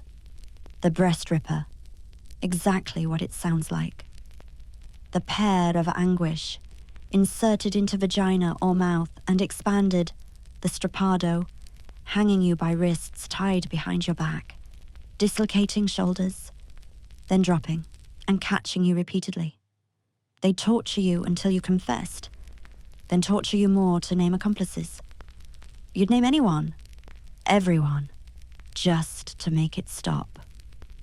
Your confession, under torture, was considered voluntary and valid. The pain you couldn't endure was proof of your guilt. The trial itself was theatre. You had no defender. You couldn't call witnesses. You couldn't see the evidence against you. You couldn't even know who your accusers were. Anonymous denunciations were encouraged. Children could testify against parents, servants against employers. Anyone with a grudge could destroy you with a whisper. The judges were usually local men who knew you, had opinions about you, maybe had been rejected by you. They weren't impartial. They were accomplices in judicial murder. The confessions they extracted were incredible. You'd admitted to flying to Sabbaths, having sex with the devil, eating babies, causing storms, turning into animals. Things that were literally impossible. But logic didn't matter. The more impossible your confession, the more it proved Satan's power working through you. You'd confess to things that happened when you were somewhere else, to killing people who were still alive, to powers that defied all natural law, and they'd write it all down as fact. Property confiscation was a key motivation. When you were accused of witchcraft, your property was seized to pay for your trial and imprisonment. The longer the trial, the more property taken. Your accusers might get a portion. The church got its share. The local lord took his cut. Everyone profited from your destruction except you. Even if you were somehow acquitted, you'd leave penniless. But acquittal was rare. Once accused, you were essentially dead. The only question was how much you'd suffer first. The execution was public entertainment. You'd be paraded through town, giving everyone a chance to throw things, spit, curse you. If you were lucky, they'd strangle you before lighting the fire. If not, you'd burn alive while the crowd cheered. Your screams were proof of the devil leaving your body. Your silence was proof of demonic protection. Every reaction was interpreted as confirmation of guilt. Some women recanted their confessions at the stake, declaring their innocence with their last breath. It didn't matter. The fire was already lit. The aftermath was devastating for your family. Your children were marked as witch spawn. Your husband, if you had one, was suspect for not noticing your evil. Your property was gone. Your name was cursed. Sometimes your body was denied burial in consecrated ground, left to rot, or be thrown in a pit. Your existence was erased, except as a cautionary tale.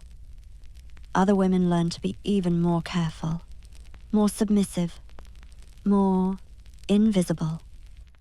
Every witch trial was a lesson to all women. Step out of line and this could be you. Young women weren't safe either. Some of the accused were children, girls as young as 4 or 5. They'd be tortured just like adults, because the devil could work through anyone. Their small bodies, breaking under torture, was seen as proof of demonic possession, not childhood fragility. They'd confess to things they couldn't understand, name names they'd heard adults whisper, and be burned just the same. Age was no protection, when female was the crime.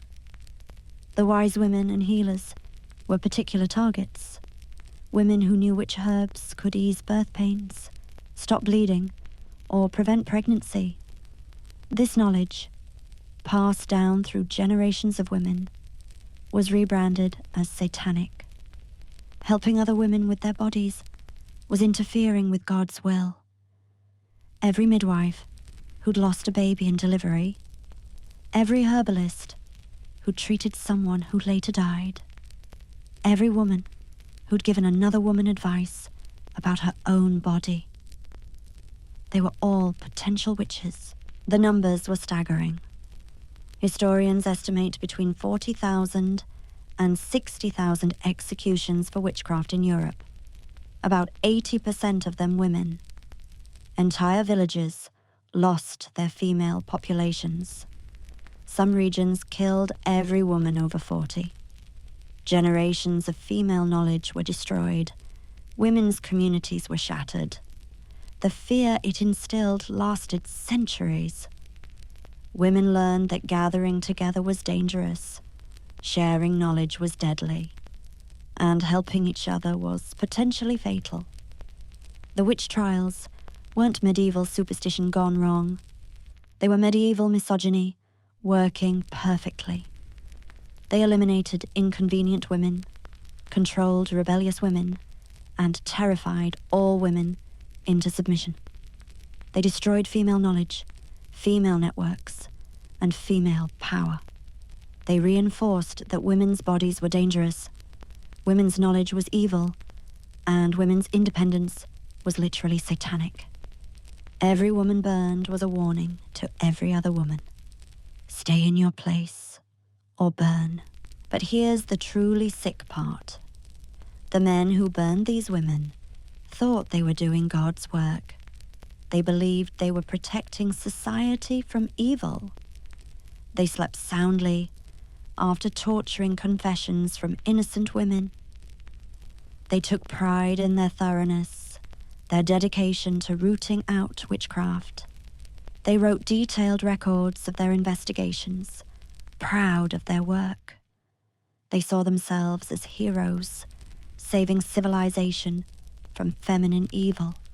The women they destroyed were necessary sacrifices for the greater good. The legacy of the witch trials extended far beyond the executions. Every woman alive knew she could be next. Any unusual knowledge, behavior, or independence could trigger an accusation. Women stopped sharing herbal remedies. They stopped gathering without men present. They stopped trusting each other. The trials created a culture of female surveillance and suspicion that lasted generations. Women policed each other's behavior, reported each other's deviations, competed to appear most submissive and orthodox. The system turned women against women, making solidarity impossible. Now let's talk about rape. Or rather, let's talk about how medieval society made rape legal, logical, and even laudable in certain circumstances. Rape wasn't really a crime against you. It was a property crime against whatever man owned you. If you were a virgin, rape decreased your father's property value. If you were married, it damaged your husband's exclusive access. If you were a widow or spinster, well, who exactly was harmed? You didn't belong to anyone, so there was no injured party. The crime wasn't violating your body. It was trespassing on another man's territory. The legal definition of rape was so narrow, it basically didn't exist. You had to prove you were a virgin of good reputation. You had to have screamed continuously. You had to have visible injuries from fighting back. You needed multiple male witnesses who saw it happen. You had to report it immediately while still bleeding and disheveled. Miss any of these requirements, and it wasn't rape. It was adultery or fornication, and you were the criminal. The system was designed to make rape unprosecutable while making the victim guilty of something. Let's say you met all these impossible requirements. You were a virgin, you screamed, you fought, you had witnesses, you reported immediately.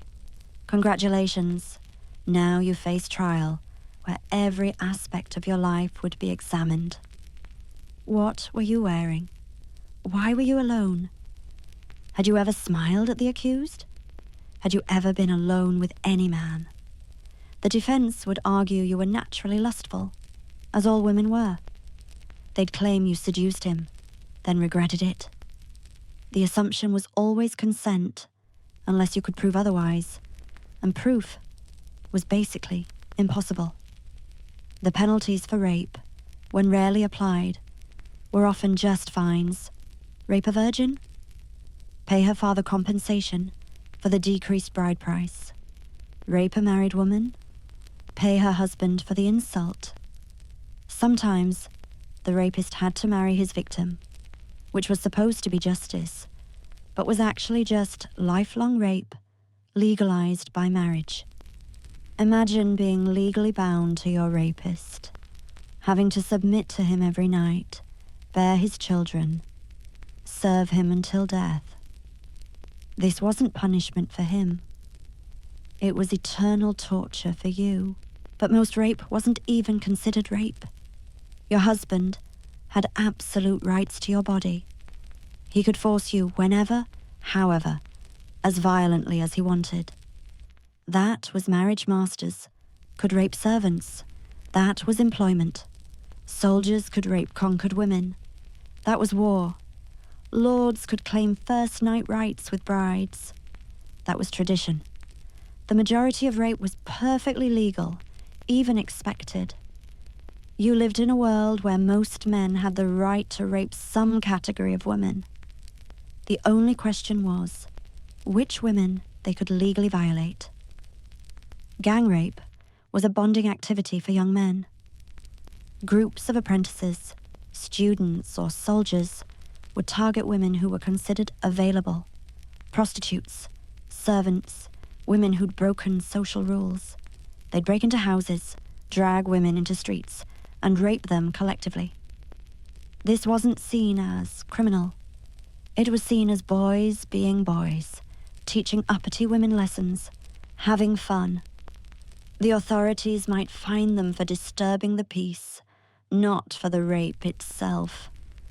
The woman was ruined, destroyed, possibly dead. The men went on with their lives. War rape was systematic and strategic. When armies conquered towns, mass rape was standard procedure. It destroyed enemy morale, traumatized populations, and demonstrated dominance. You'd watch your city fall knowing what was coming. Suicide was a sin, so you couldn't escape that way. You'd have to endure whatever they did, then live with it. After if you got pregnant from war rape, the child was a bastard with no rights. If you got diseases, that was God's judgment. If you died from the violence, at least it was over. Even reporting rape was dangerous. If you couldn't prove it, you'd be charged with false accusation. The penalty for false accusation was often the same as the crime you'd reported. Accuse someone of rape and fail to prove it? You could be executed for attempting to destroy a man's reputation. This meant most women never reported. Why risk death for something that wouldn't be believed anyway? Better to stay silent, tend your wounds in private, and pretend it never happened. The church's position on rape was particularly twisted. They preached that women who were raped should have fought to the death rather than submit. Submission, even under threat of death, was considered consent. But fighting back was also wrong, because women should be submissive. The theology created an impossible paradox. You should die rather than be raped, but you shouldn't fight men. You should preserve your chastity, but you shouldn't resist male authority. Every option was sinful. Every choice was wrong. Pregnancy from rape was considered proof of consent because medieval medicine believed women could only conceive if they experienced pleasure. So if your rapist impregnated you, that proved you enjoyed it. Therefore, it wasn't rape. You'd be punished for adultery or fornication while carrying your rapist's child.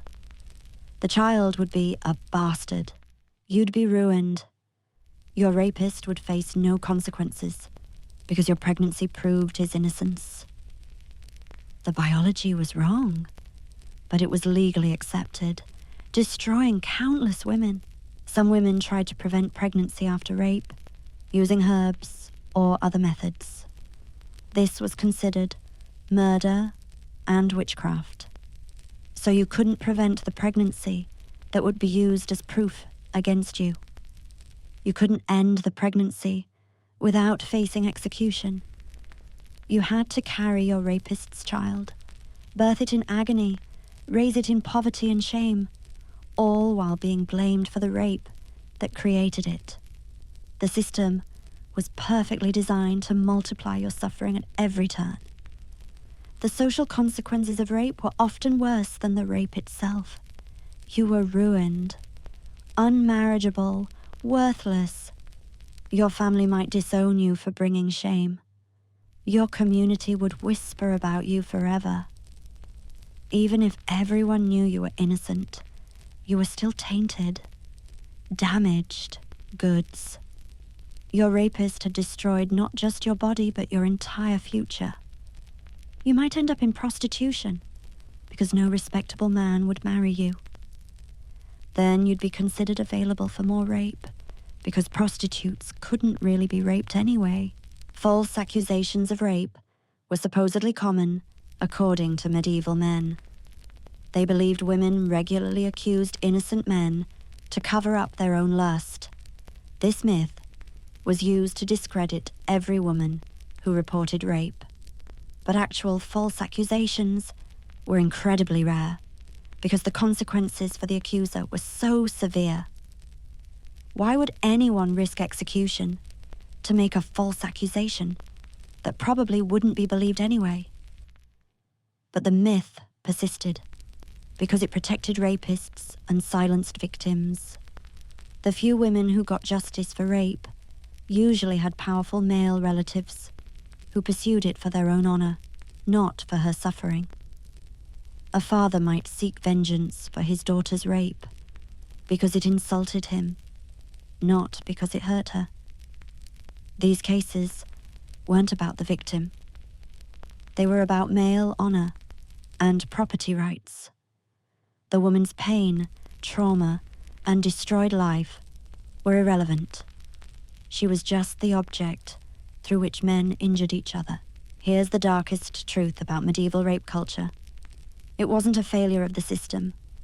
It was the system working exactly as designed. Rape kept women terrified, dependent, and submissive. The threat of rape kept you from traveling alone, speaking up, refusing marriage. The reality of rape reminded you that your body was never yours. The aftermath of rape ensured you'd never forget your place. Every man was a potential rapist, legally protected, socially excused. Every woman was a potential victim, legally vulnerable, socially blamed. And through it all, you had to pretend everything was normal. You had to serve the men who could rape you without consequence. You had to smile at potential rapists. You had to raise sons who would learn that rape was their right, and daughters who would learn that rape was their fate. You lived in a world where rape was everywhere, in law, in custom, in marriage, in daily life. It wasn't an aberration. It was the foundation of gender relations, the ultimate expression of male ownership of female bodies. Let's discuss inheritance and property. Or more accurately, let's discuss how you could work your entire life creating wealth you'd never own. The medieval inheritance system was designed with surgical precision to ensure women never accumulated power or property. It wasn't just unfair. It was deliberately, systematically engineered to keep every penny, every acre, every tool in male hands.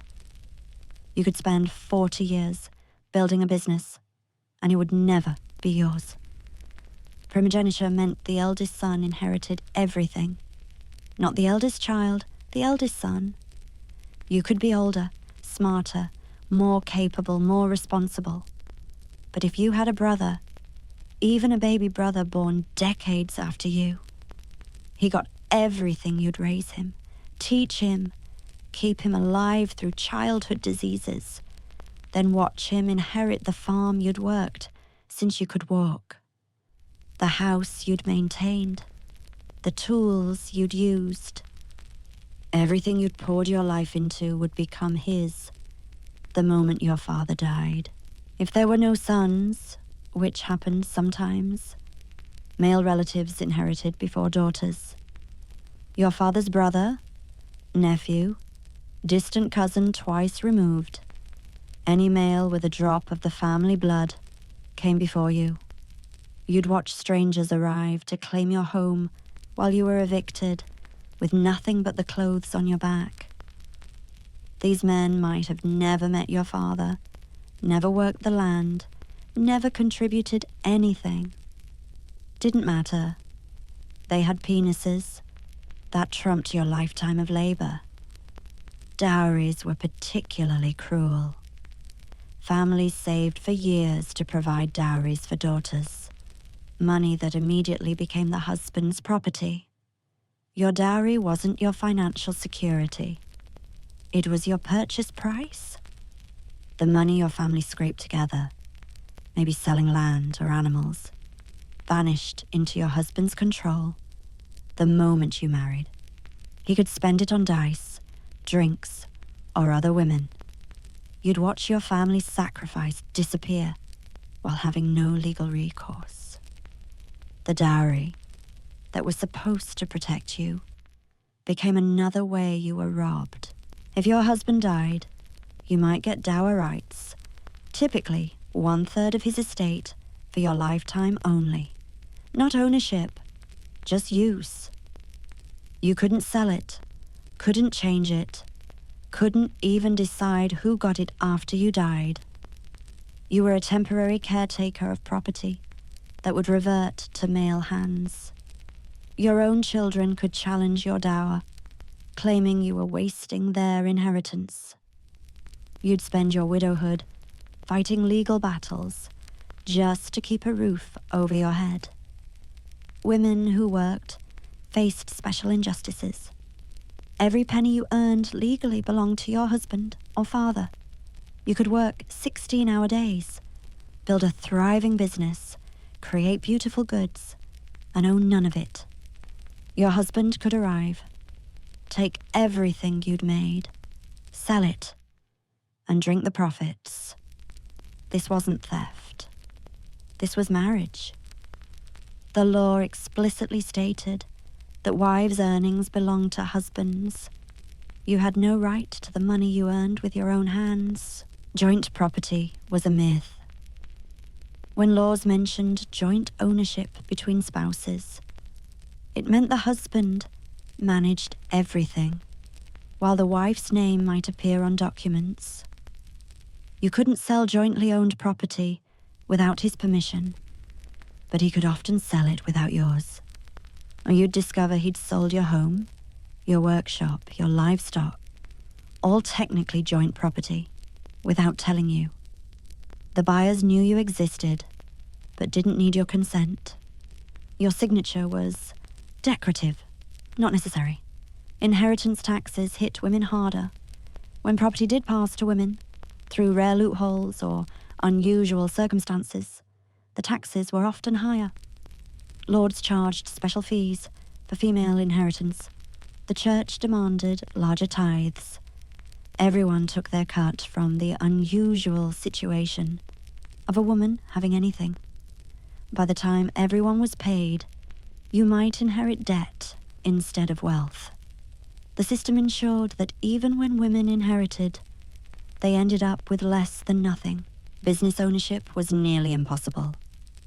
Guilds excluded women, except for widows, who could sometimes continue their husband's trade temporarily. But you needed guild membership to legally practice most crafts. So women did the work illegally, for less pay, with no protection. You might be the best brewer in town, but without guild membership, you couldn't sell at market. You'd have to sell through a man who'd take most of the profit. Your expertise meant nothing without male validation. Even nunneries, supposedly female spaces, were economically controlled by men. Abbesses might manage vast estates, but bishops controlled the finances. Nuns worked constantly, farming, copying manuscripts, creating textiles. But the wealth they generated went to the male church hierarchy. Convents were essentially labor camps where women worked for free under the guise of religious devotion.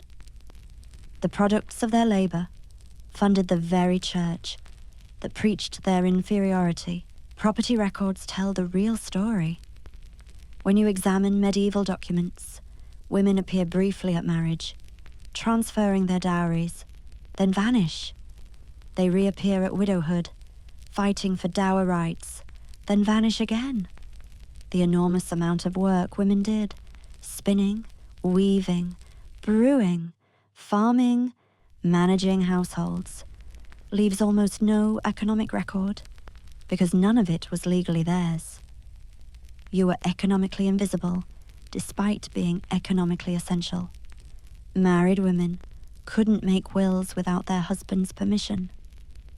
Think about that. You couldn't even decide what happened to the few personal items considered yours. Your clothes, your cooking pots, maybe some jewelry. Your husband decided who got your spindle when you died. The clothes you'd made, worn and mended, couldn't be given to your daughter without his approval. Even in death, you had no control over the things you touched every day of your life. Single women who managed to accumulate any property faced constant pressure to marry or enter convents. Independent women with money were dangerous.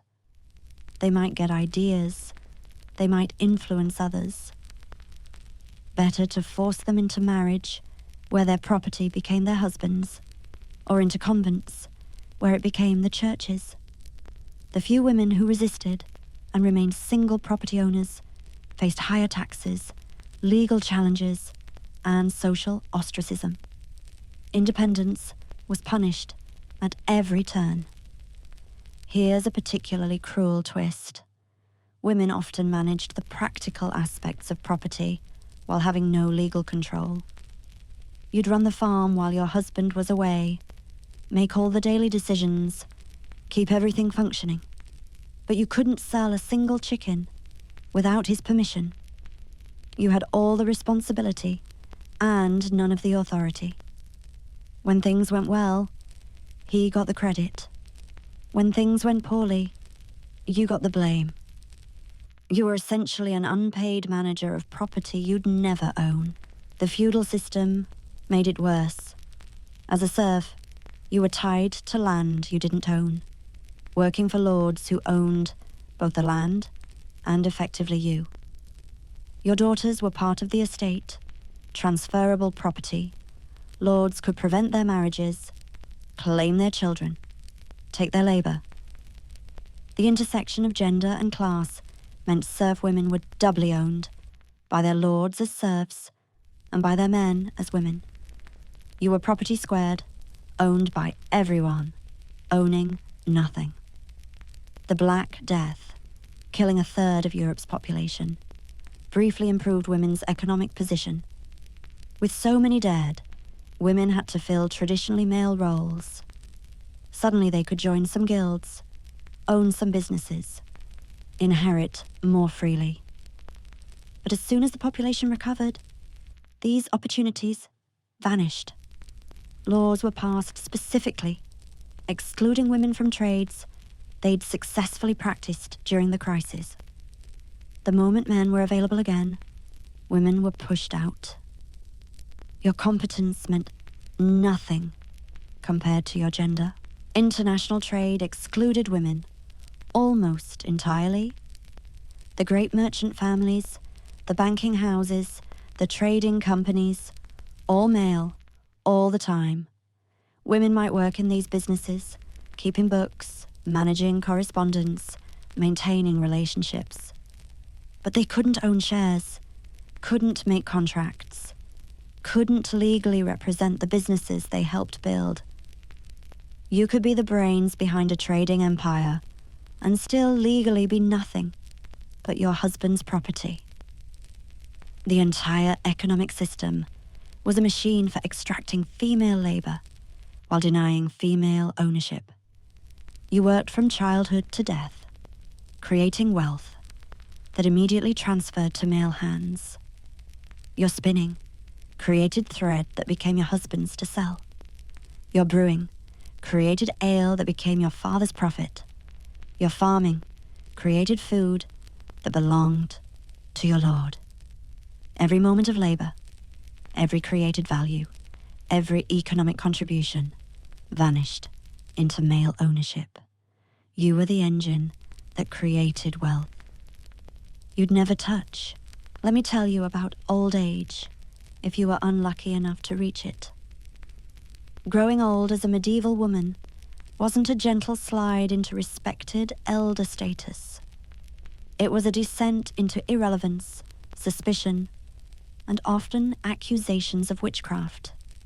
The moment you could no longer breed or work yourself to death, society had no use for you.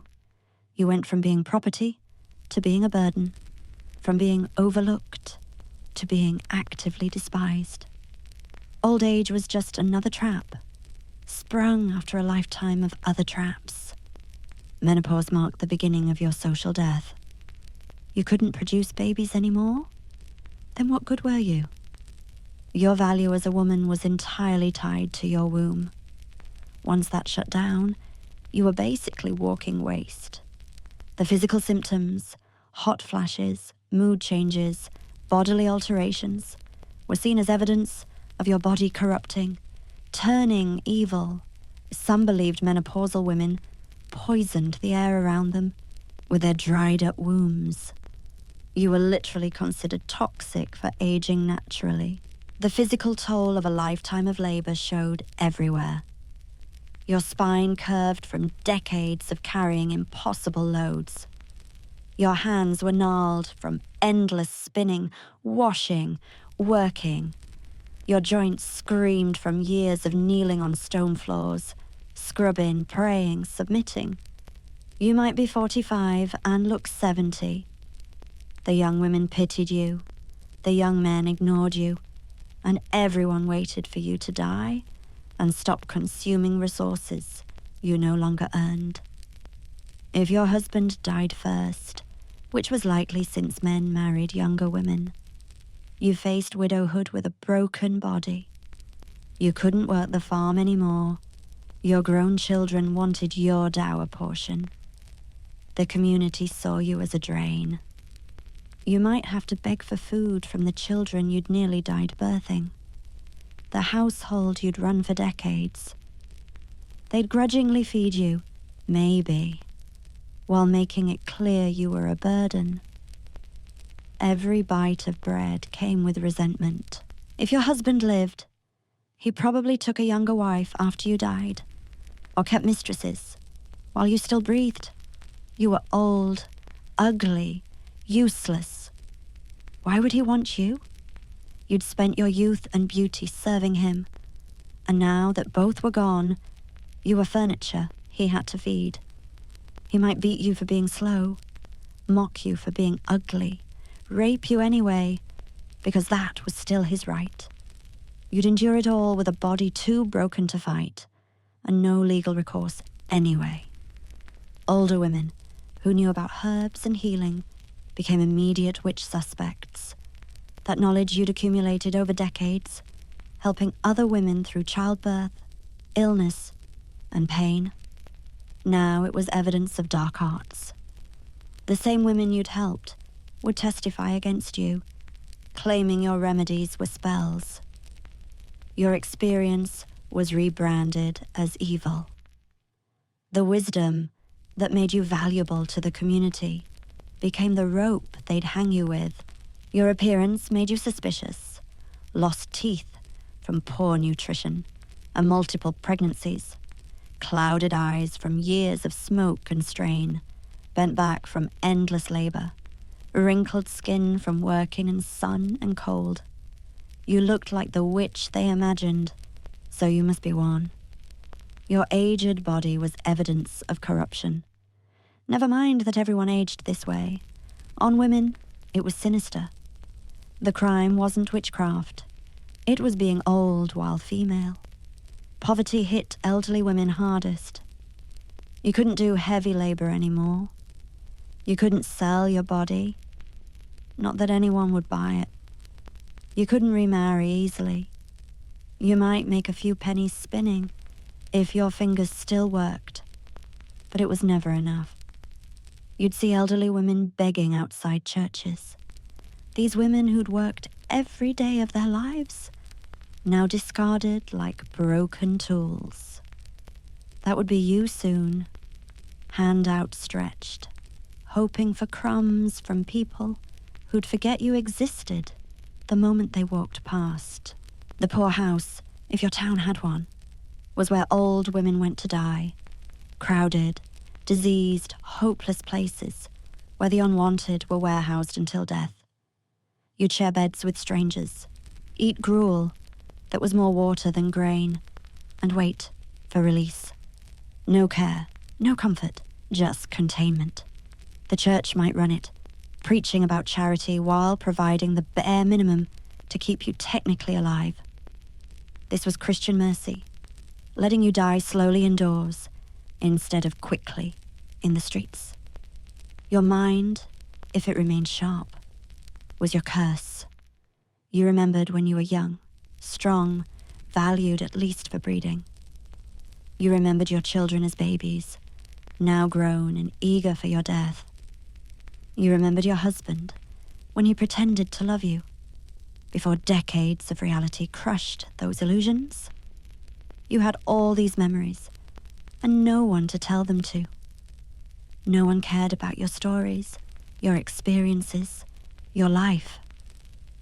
You were living history that no one wanted to read.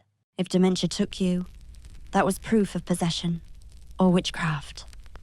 The confusion, memory loss, personality changes of age-related cognitive decline was seen as the devil's work. You might be locked away, chained up, or worse.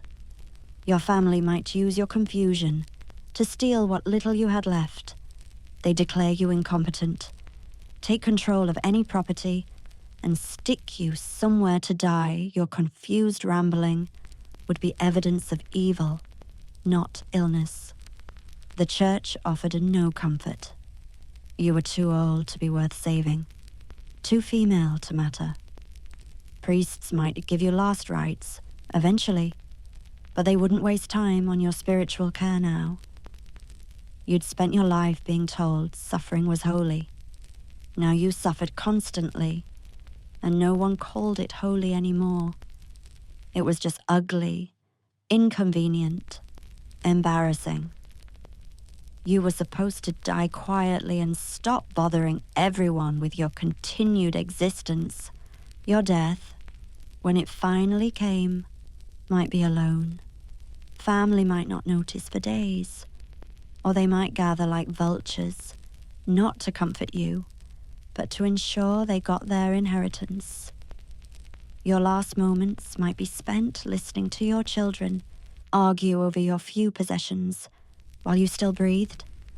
The clothes you'd mended 1,000 times, the pot you'd cooked in for 40 years, the spindle that had been your constant companion, all divided before your body cooled. Your funeral would be minimal, a cheap shroud, a quick service, a shallow grave. If you were lucky, someone might remember your name for a generation. More likely, you'd become grandmother, then that old woman, then nothing. All your labor, suffering, endurance, vanished. You'd lived and died, creating value for others, and your reward was an unmarked grave, an immediate forgetting. But here's the cruelest irony of aging as a medieval woman. You'd survived everything. The childhood that tried to break you, the marriage that enslaved you, the pregnancies that nearly killed you, the labor that destroyed your body, the violence that terrorized you, the system that crushed you at every turn. You'd survived it all, and your reward was to be despised for surviving. You were proof that women could endure anything, and they hated you for it. Old women were reminders of what awaited young women. Your bent body, lost teeth, and clouded eyes were their future made flesh. They didn't want to see you, acknowledge you, think about you. You were a walking memento mori, but specific to female suffering. Every young bride could look at you and see her own decay. Every mother could see her future irrelevance. Every woman could see how little her lifetime of service would matter in the end. The few old women who had power, usually wealthy widows or abbesses, were exceptions that proved the rule. They succeeded, despite their age and gender, not because of it. They faced constant challenges to their authority, assumptions of incompetence, and suspicions of witchcraft. They had to be twice as sharp, 3 times as careful, and 4 times as ruthless as any man just to maintain what little power they'd managed to accumulate. And they knew that power would die with them, reverting to male hands the moment they breathed their last. So old age wasn't a peaceful conclusion to a life well lived. It was a final insult, added to a lifetime of injuries. You'd given everything, your body, your labor, your children, your youth, and received nothing in return, except the privilege of dying slowly, while everyone wished you'd hurry up. You were the used-up machinery of medieval society, discarded once you'd produced your last value. Your lifetime of suffering had purchased you nothing but more suffering, just of a different variety. Now let's talk about the few women who supposedly made it in medieval society. Queens, noble women, wealthy merchants' wives. You might think they escaped the injustices that crushed peasant women. Think again. They just suffered in silk instead of wool. Their cages were golden, but they were still cages. Their chains were decorated with jewels, but they still couldn't break them. These women proved that no amount of wealth or status could overcome the fundamental crime of being born female. Queens were the ultimate political property. Married off as children to secure alliances, they were shipped to foreign courts where they didn't speak the language, didn't know the customs, didn't have a single ally. Your job was to produce male heirs while navigating courts full of people who wanted you to fail. Every faction had opinions about your womb. Every courtier watched for signs of pregnancy or miscarriage. Your menstrual cycles were state business.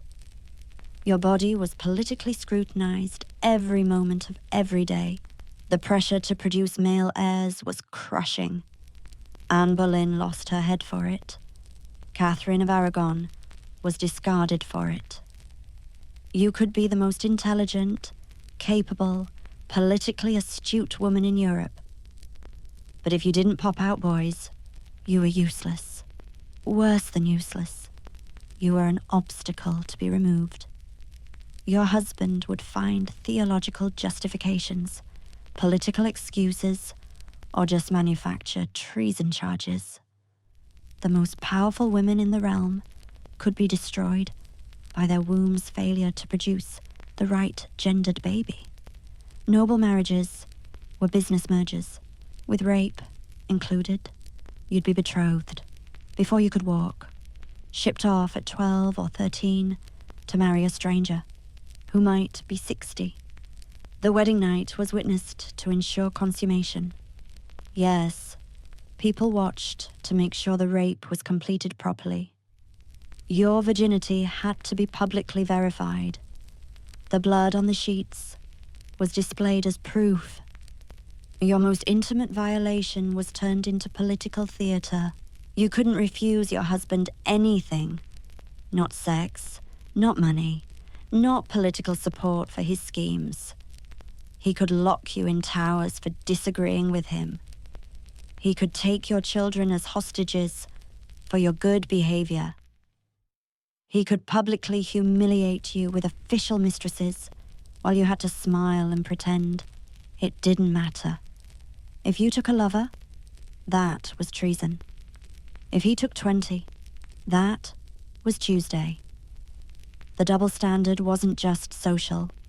It was legally enforced with your life as the penalty. Your children weren't yours. They were political assets belonging to the realm. Your sons would be taken for education and training, turned into strangers who saw you as breeding stock that had served its purpose. Your daughters were future trading cards, raised to be sold, just like you were. You might not see them for years, or ever again. Queens regularly had their children taken as hostages by their own husbands to ensure loyalty. Imagine having your baby ripped from your arms to guarantee you wouldn't oppose the man who raped you nightly. Even your ladies-in-waiting were spies. Every woman around you reported to someone.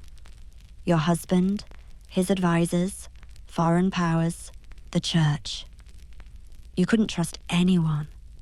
Your private conversations were public knowledge. Your personal letters were read by dozens before reaching recipients. You lived under surveillance that would make modern dictatorships jealous. Every word, gesture, and expression was analyzed for signs of disloyalty, adultery, or witchcraft. Noble women who outlived their husbands faced different but equal dangers. Wealthy widows were forcibly remarried to whoever the king chose. Your hand in marriage was a reward for loyal service. You could go from duchess to prize in a loyalty lottery. The man you were given to might be younger than your sons, might have killed your first husband, might be obviously planning to murder you for your inheritance. Didn't matter. The king declared it. and you submitted or faced treason charges. Convents were the only escape, but they required massive dowries. Your family had to pay more to make you a nun than a wife, and once inside, you traded one form of male control for another. Abbesses had power, but bishops controlled them. You might manage vast estates, but couldn't say Mass. You might be the most learned woman in Europe, but couldn't preach. You might run hospitals, schools, and scriptoriums, but a barely literate priest still had more religious authority than you ever would. Merchant wives worked constantly, but owned nothing. You might run the entire business while your husband traveled. You knew every customer, every supplier, every detail of the trade. But legally, you didn't exist. Your husband could return after years away, sell everything you'd built, and leave you destitute. You couldn't stop him. The law said everything was his, including the profits from your labor, the innovations you'd developed, the relationships you'd cultivated, even education, when noble women got it, was a trap. You might learn Latin, philosophy, mathematics, become genuinely brilliant. But what could you do with that knowledge? You couldn't teach in universities. You couldn't practice law or medicine. You couldn't even openly display your learning without being called unnatural. Educated women were dangerous, suspected of pride, heresy, witchcraft. Your intelligence was another crime to hide. Court life was psychological torture wrapped in luxury. You wore fortunes in jewelry while being treated as jewelry yourself. Decorative, expensive, owned. You ate elaborate feasts while having no say in where you lived.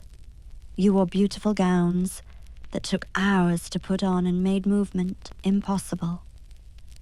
The clothes were literally cages of fabric, restricting your breath, your movement, your existence. You were a living doll, dressed up and positioned for male enjoyment. The constant pregnancy pressure was even worse for noble women.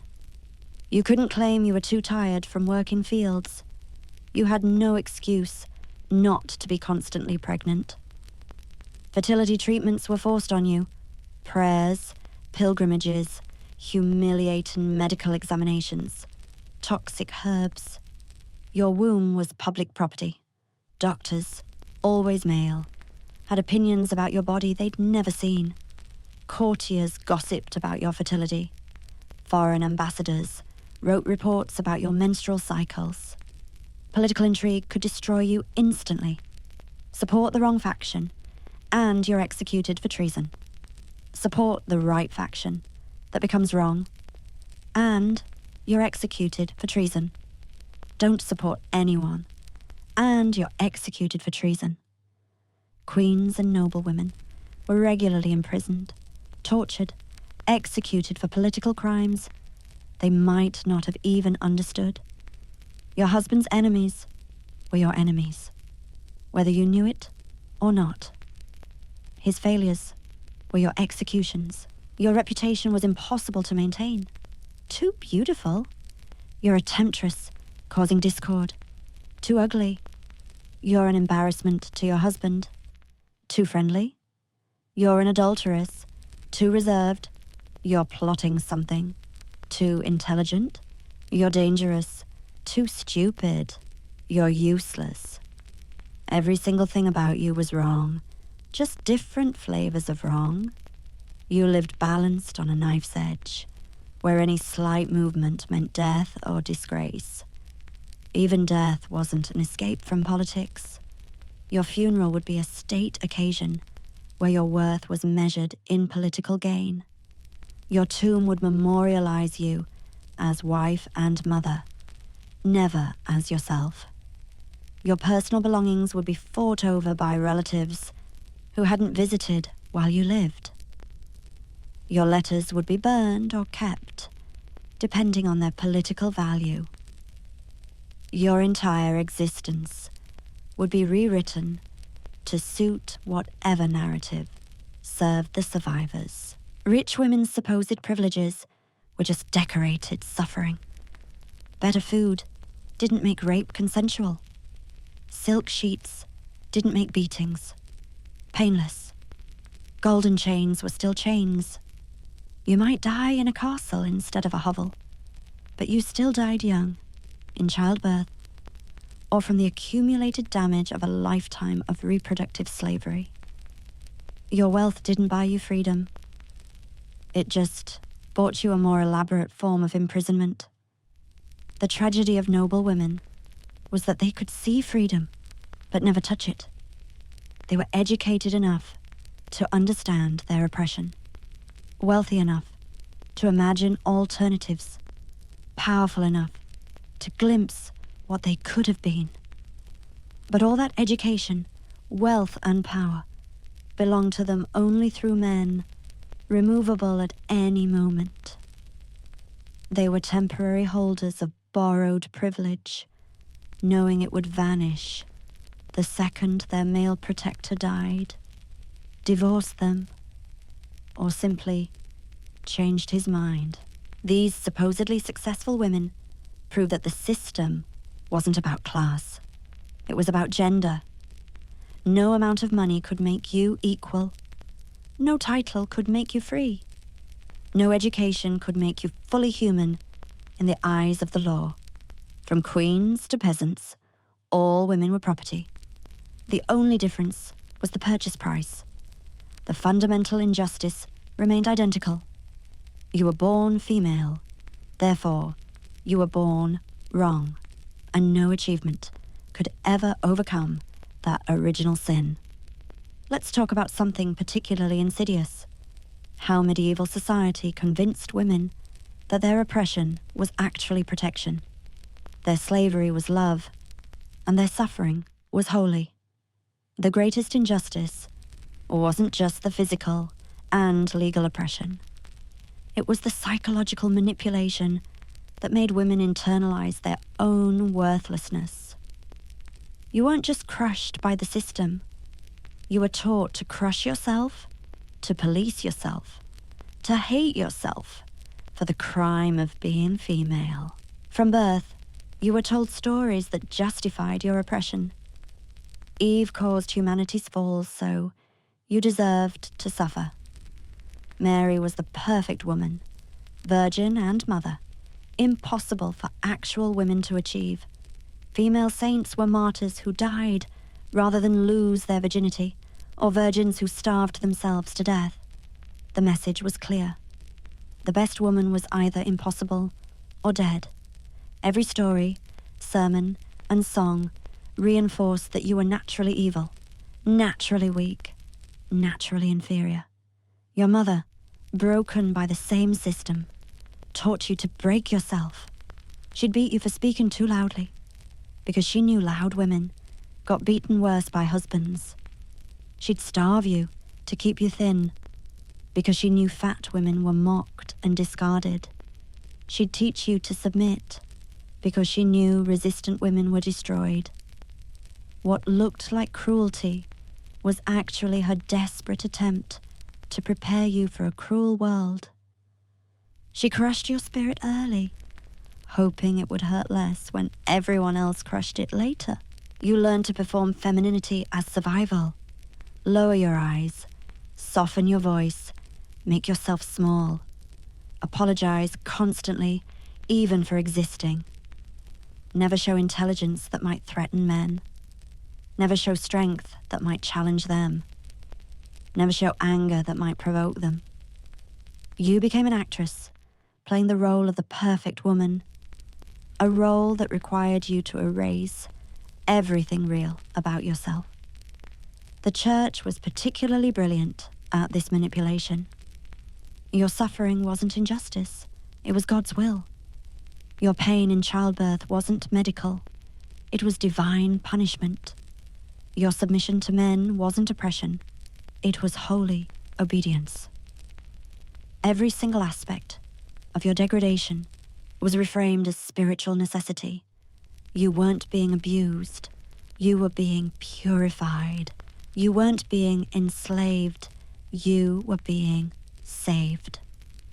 The theology was so twisted that suffering became proof of holiness. The more you hurt, the more God loved you. You internalized the surveillance. You didn't need guards watching you every moment because you watched yourself. You monitored your thoughts for sin, your body for temptation, your words for rebellion. You became your own prison guard, constantly checking if you were being woman enough, submissive enough, suffering enough. The external oppression was so complete that it became internal. You oppressed yourself more effectively than any man could. Other women became enforcers of the system. Older women who'd been broken taught younger women to break married women, policed single women's behavior. Mothers prepared daughters for suffering. Women reported other women for witchcraft, adultery, heresy. The system turned women against each other, making solidarity impossible. You couldn't trust other women because they were struggling to survive too. And sometimes throwing you under the cart was their only chance. You learned to find meaning in meaningless suffering.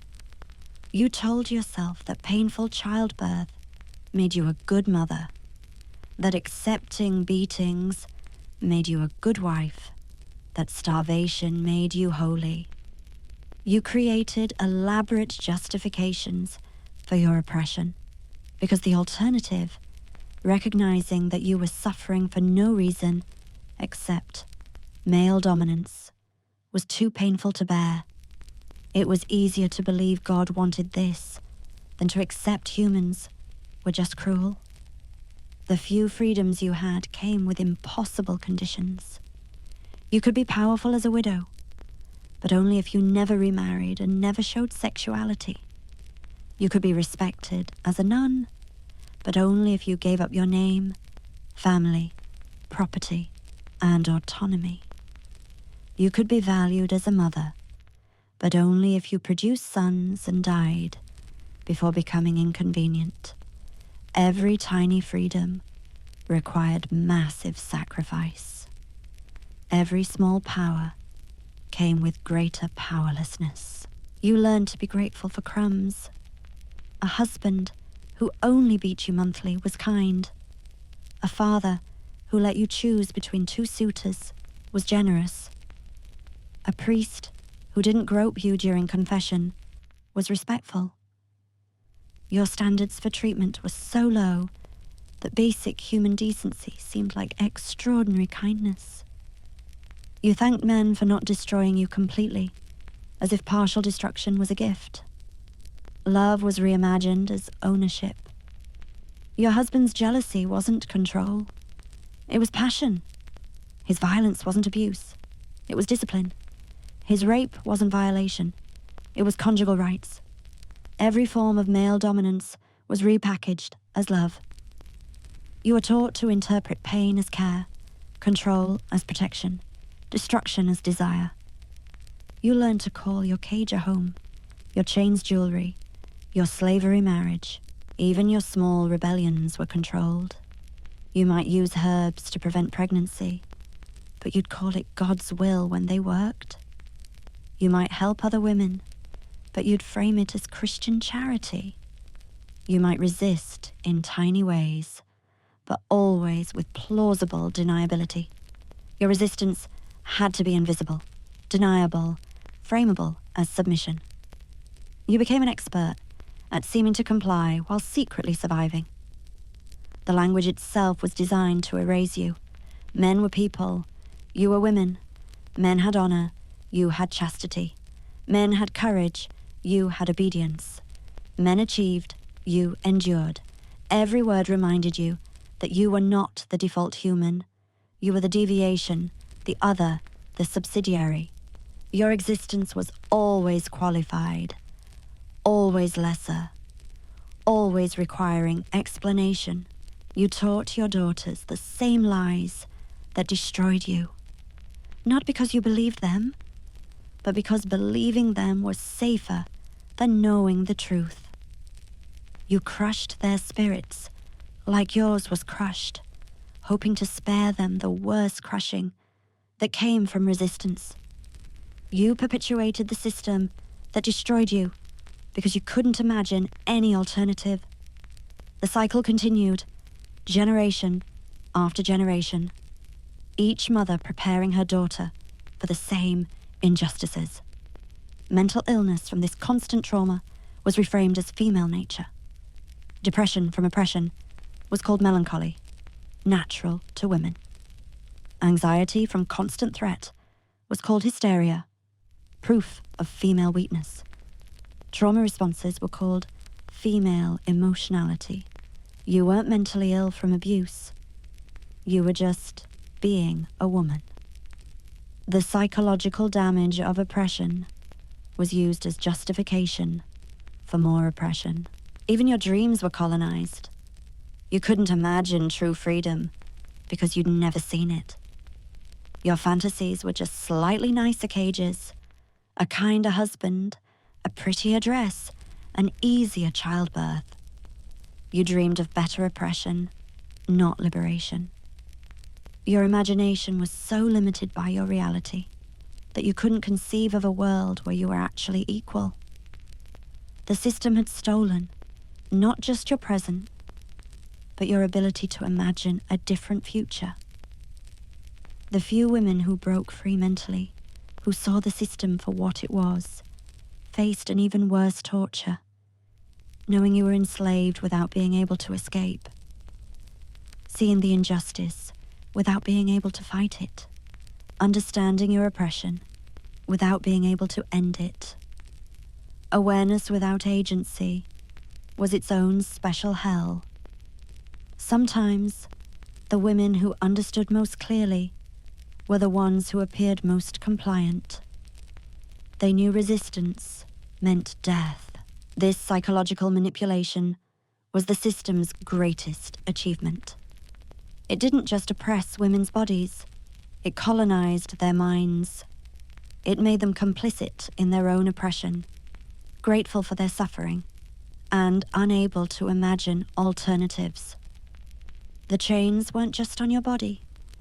They were in your thoughts, your beliefs, your very sense of self. You weren't just property. You believed you deserved to be property. That's how complete the injustice was. The ultimate tragedy was that you died believing it was your fault. Your suffering wasn't systemic. It was personal failure. You weren't good enough, submissive enough, holy enough. If you'd just been a better woman, maybe you would have suffered less. You went to your grave apologizing for not being the impossible thing they demanded. Your last words were probably sorry. Sorry for living. Sorry for dying. Sorry for being born female in a world that hated you for it. Let me paint you the picture of a typical day in your life as a medieval woman, from dawn to dusk, just to show you how injustice wasn't occasional but constant. Every single moment of your existence was shaped by systematic oppression. You didn't experience injustices. You lived inside one continuous injustice that started before you were born and continued after you died. You wake before dawn, not because you want to, but because the baby is crying. Your baby, though legally, it belongs to your husband. You nurse it while your husband sleeps. He needs his rest for important man's work. You've been up 3 times already during the night, but that doesn't count as lost sleep. That's just what mothers do. Your exhaustion is so constant, you can't remember not being tired. You move through your morning tasks like a ghost, muscle memory guiding you, while your mind floats somewhere between awake and dead. You start the fire, carefully, because if it spreads, you'll be blamed. You fetch water from the well, heavy buckets that make your back scream, but you can't show pain. Complaining is beaten out of you. You prepare breakfast, thin porridge for you, bread and ale for him. He eats first, of course. You get what's left, if anything. You eat standing up while serving him, bouncing the baby on your hip, already planning the day's endless tasks. He leaves for the fields or workshop, and your real work begins, washing clothes in lye that burns your hands raw, spinning thread until your fingers bleed because you need cloth and buying it is impossible. Tending the garden where vegetables might grow if God and weather permit. Feeding chickens, milking goats, mucking stalls, all while carrying a baby and watching toddlers who are determined to die from curiosity. One eye on children, one on work, no eyes for yourself. A neighbor stops by. You're careful, so careful, with every word. She's looking for gossip, maybe about you. You share enough to seem friendly, but not enough to be dangerous. You compliment her, even though she's clearly here to judge your housekeeping. You smile even though you hate her. Female solidarity doesn't exist when everyone's desperate. She leaves, and you know she'll report everything to everyone. Your dirty floor, your crying baby, your tired face. It'll all be discussed and judged. You serve him first. Best portions, while your stomach growls. The children get what he doesn't want. You get whatever's left. Usually nothing. He complains the bread is stale. Though you baked it yesterday, with flour he gave you, that was already molding. You apologize. It's always your fault. He hits you. Not hard. Just a casual reminder of power. You don't react. Reacting makes it worse. Afternoon fades into evening. The same rhythm repeating, spinning, always spinning. Thread means warmth, means food, means one more day survived. Your youngest daughter sits beside you, watching, learning not just the work, but the silence that comes with it. Your son plays nearby, swinging sticks, pretending to be a knight. You let him believe in heroes a little longer. His world will offer him choices. Your daughter's will not. When the sun sets, your husband returns, heavy with drink and expectation. You can tell by his footsteps what kind of night it will be. You're tired, unwell and hollowed out, but duty doesn't rest.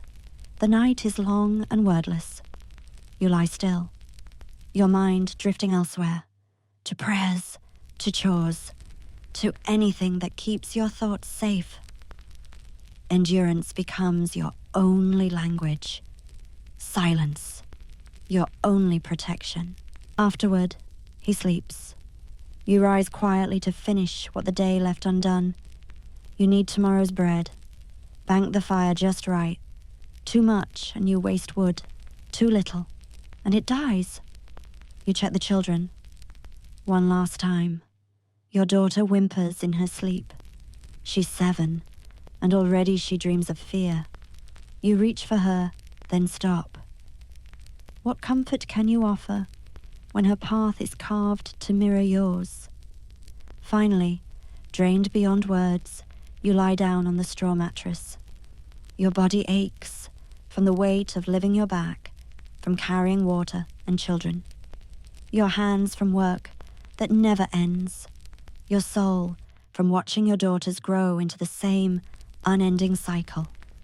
You close your eyes, knowing tomorrow will be the same, and the next day, and the next, until the day your body finally rests for good. And maybe, in that rest, you'll find peace at last. But you can't even dream of death, bringing peace. The church says suicides go to hell. So you'll endure. You'll wake tomorrow and do it all again. The fire, The water, the food, the spinning, the serving, the silence, the rape, the pain, day after day, year after year, until your body finally fails from the accumulated damage. Then your daughter will take your place, and her daughter after her. This is justice for medieval women. There isn't any. There's just survival or death. And honestly, sometimes it's hard to tell the difference. Your entire life is one long violation of what should be basic human rights. But you're not considered fully human, so those rights don't apply. You're livestock that can talk, property that can breed, a tool that can break, but never be repaired, only replaced. Some days, you remember being a child before you understood what awaited you. You remember playing with other girls, laughing, imagining futures that included joy. Those memories hurt worst of all. They remind you that you were once a person with hopes, dreams, possibilities. Now you're just a function, a role, a thing, wife, mother, property, never a name, never an individual, never yourself. The worst part isn't even the physical suffering. It's knowing your daughters are watching, learning, internalizing. You see yourself in their eyes, tired, broken, defeated. They're learning that this is what women become. You want to tell them it could be different, but that would be lying. It couldn't be different. Not here, not now, not for them. The system is too big, too old, too entrenched. It will outlive you all. Your son watches too, learning different lessons. He sees his father hit you and learns that's how men show authority. He sees you serve silently and learns that's what women do.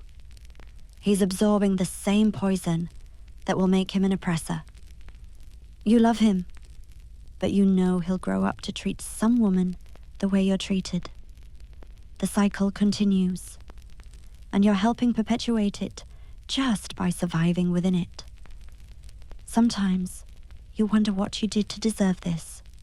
The priest says it's Eve's sin, but Eve isn't here suffering. You are.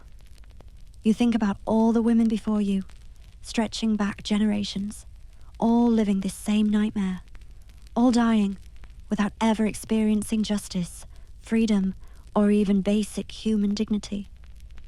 You're just one in an endless chain of suffering, distinguished only by the specific details of your particular misery. You look at noble women when you rarely see them and realize they're trapped too, just in fancier cages. You look at nuns and see different chains, but chains nonetheless.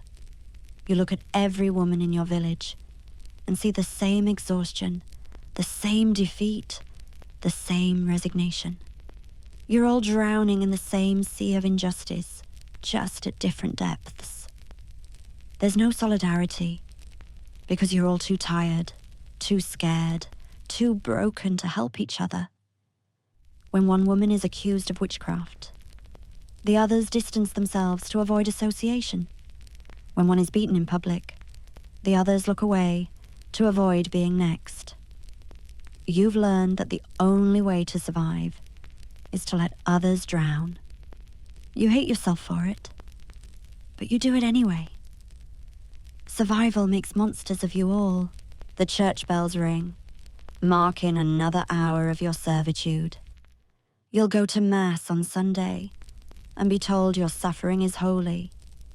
You'll kneel on stone floors while priests who've never worked a day in their lives explain that poverty is blessed. You'll take communion from hands that have never been raw from lie, never bled from spinning, never ached from carrying water. They'll tell you to be grateful, and you'll pretend you are. As night falls again, you allow yourself one moment of truth. You hate this life. You hate your husband. You hate the priest. You hate the Lord. You hate the system that crushes you. You hate that you can't even speak this hatred aloud. You hate that you have to smile while dying inside. You hate that tomorrow will be the same. You hate that you were born into this and will die in it without ever experiencing anything else. But most of all, you hate that you've been so broken, you can't even imagine real freedom anymore. Your dreams are just slightly softer nightmares. Your hopes are just less painful defeats. You've been so thoroughly destroyed that you can't even conceive of true justice. This isn't just oppression, it's complete spiritual annihilation. And tomorrow, you'll wake up and do it all again. Now let's address the few rebellions, the moments when women actually fought back against this systematic injustice. These weren't common because the consequences were severe. But they happened. Women who'd been pushed past breaking, who decided death was better than continued submission, who lit tiny fires of resistance that were quickly and brutally extinguished. Their stories were erased, their names forgotten, but their actions echo through history as proof that even the most complete oppression couldn't totally crush the human spirit. Some women poisoned their abusers. It had to be subtle, too obvious, and you'd burn for witchcraft. They used herbs they'd learned about for healing, turning medicine into weapon. A little bit in his ale each day, slowly, carefully, making him sick enough to die but not suspicious enough to investigate.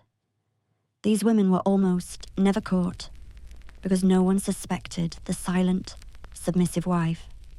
When they were caught, the punishment was spectacular, burned alive as a warning to others. Others ran away.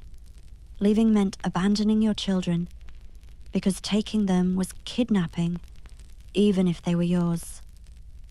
It meant surviving alone in a world that considered unaccompanied women to be prostitutes or witches. Some dressed as men, cut their hair, bound their breasts, and tried to disappear into anonymity. Some were never caught. Most were dragged back to face punishment worse than what they'd fled. Running away was rebellion, and rebellion had to be crushed completely. Collective resistance occasionally flared up. Groups of women would refuse to work during harvest until conditions improved. They'd be beaten, starved, and forced back to work. But for a brief moment, they stood together. These moments were so dangerous that they were erased from records. Can't have future generations knowing that women once said no. The chroniclers, all men, simply didn't record female resistance. If it wasn't written down, it didn't happen. Some women used the only power they had, their knowledge of other women's bodies. Midwives quietly helped women end pregnancies that would kill them. They shared herbs that prevented conception. They whispered knowledge about timing and techniques. This was resistance at its most basic level, controlling their own bodies. When caught, these women were burned as witches and murderers. But they kept doing it, because watching other women die in forced pregnancy was worse than risking death themselves. Female religious mystics carved out tiny spaces of autonomy. By claiming direct communication with God, they bypassed male religious authority. Julian of Norwich, Hildegard of Bingen, Marjorie Kempe. These women used religious ecstasy as cover for independence. They wrote, traveled, and preached by claiming divine mandate. The church couldn't easily silence them without questioning God's will, but they walked a razor's edge. Too much independence, and they'd be branded heretics. Economic resistance was quieter but constant. Women secretly kept money from their work. They'd hide coins in walls, bury them in gardens, sew them into clothes. It wasn't much, but it was theirs. they'd use it to help other women. A coin to a beaten wife, planning escape, food for a widow with children. These networks were invisible, but vital. Women saving women in tiny ways, creating underground economies of survival that men never knew existed. Some women weaponized the system's own rules. If widowhood gave you property rights, you'd stay widowed, no matter the pressure to remarry. If joining a convent meant escaping marriage, you'd suddenly discover deep religious calling. If claiming illness avoided sexual duties, you'd develop convenient, chronic conditions. They used the few loopholes available, exploiting the system's small mercies to create slightly larger spaces of freedom. Cross-class solidarity occasionally emerged. Noble women would protect servant women from their husbands' advances. Servant women would hide evidence of their mistress' affairs. Midwives would lie about paternity to protect women from accusations. These moments of solidarity were rare and risky, but they happened. Women saving each other from the worst excesses of male violence, even when helping meant risking their own positions. Humor was resistance too. Women developed elaborate codes to mock their oppressors. Songs that seemed like lullabies, but were actually about murdering husbands. Stories that seemed like fairy tales, but were instructions for survival. Jokes that seemed innocent, but carried bitter truths about male incompetence. They created an entire hidden transcript of resistance, invisible to men, but clear to other women. Sexual resistance took many forms. Women would claim perpetual virginity after marriage, dedicating themselves to God to avoid sex. They'd feign illness, madness, or possession. Some would make themselves deliberately repulsive, refusing to bathe, covering themselves in sores, anything to avoid rape disguised as marital duty. The church sometimes supported these women, seeing religious devotion where there was actually desperate self-preservation. Knowledge itself was rebellion.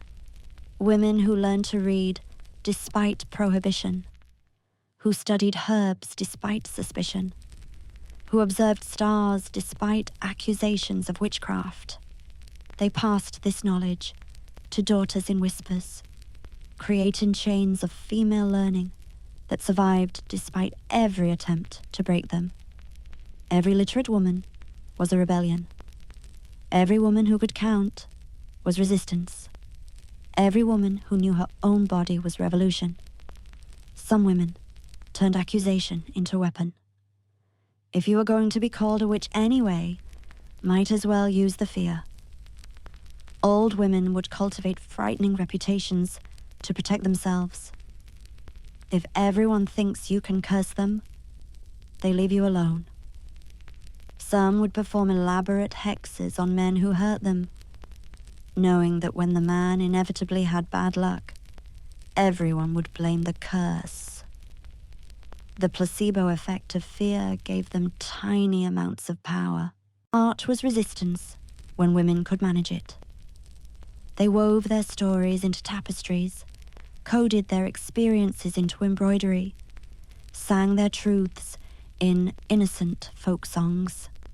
The Bayeux Tapestry might have been made by women telling their version of history through thread. These works were usually anonymous, often destroyed, but some survived as testament to female perspectives that weren't supposed to exist.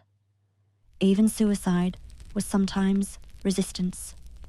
Women who killed themselves rather than submit to forced marriages, who drowned themselves rather than face execution for witchcraft, who chose when and how they died rather than letting the system decide. The church called it mortal sin, but for some women, choosing death was the only choice they ever got to make. Their bodies were denied Christian burial. But they'd already decided Christian society offered them nothing anyway. The most common resistance was simple endurance. Living another day was rebellion when the system wanted you dead. Keeping your children alive was resistance when society considered them worthless. Maintaining sanity was revolution when everything tried to drive you mad. Every woman who survived to old age was a walking rebellion against a system designed to kill her young. But here's the tragic truth about all this resistance. It barely dented the system. Individual rebellions were crushed. Collective resistance was erased. Knowledge was destroyed. Networks were discovered and dismantled. For every woman who fought back, hundreds suffered in silence.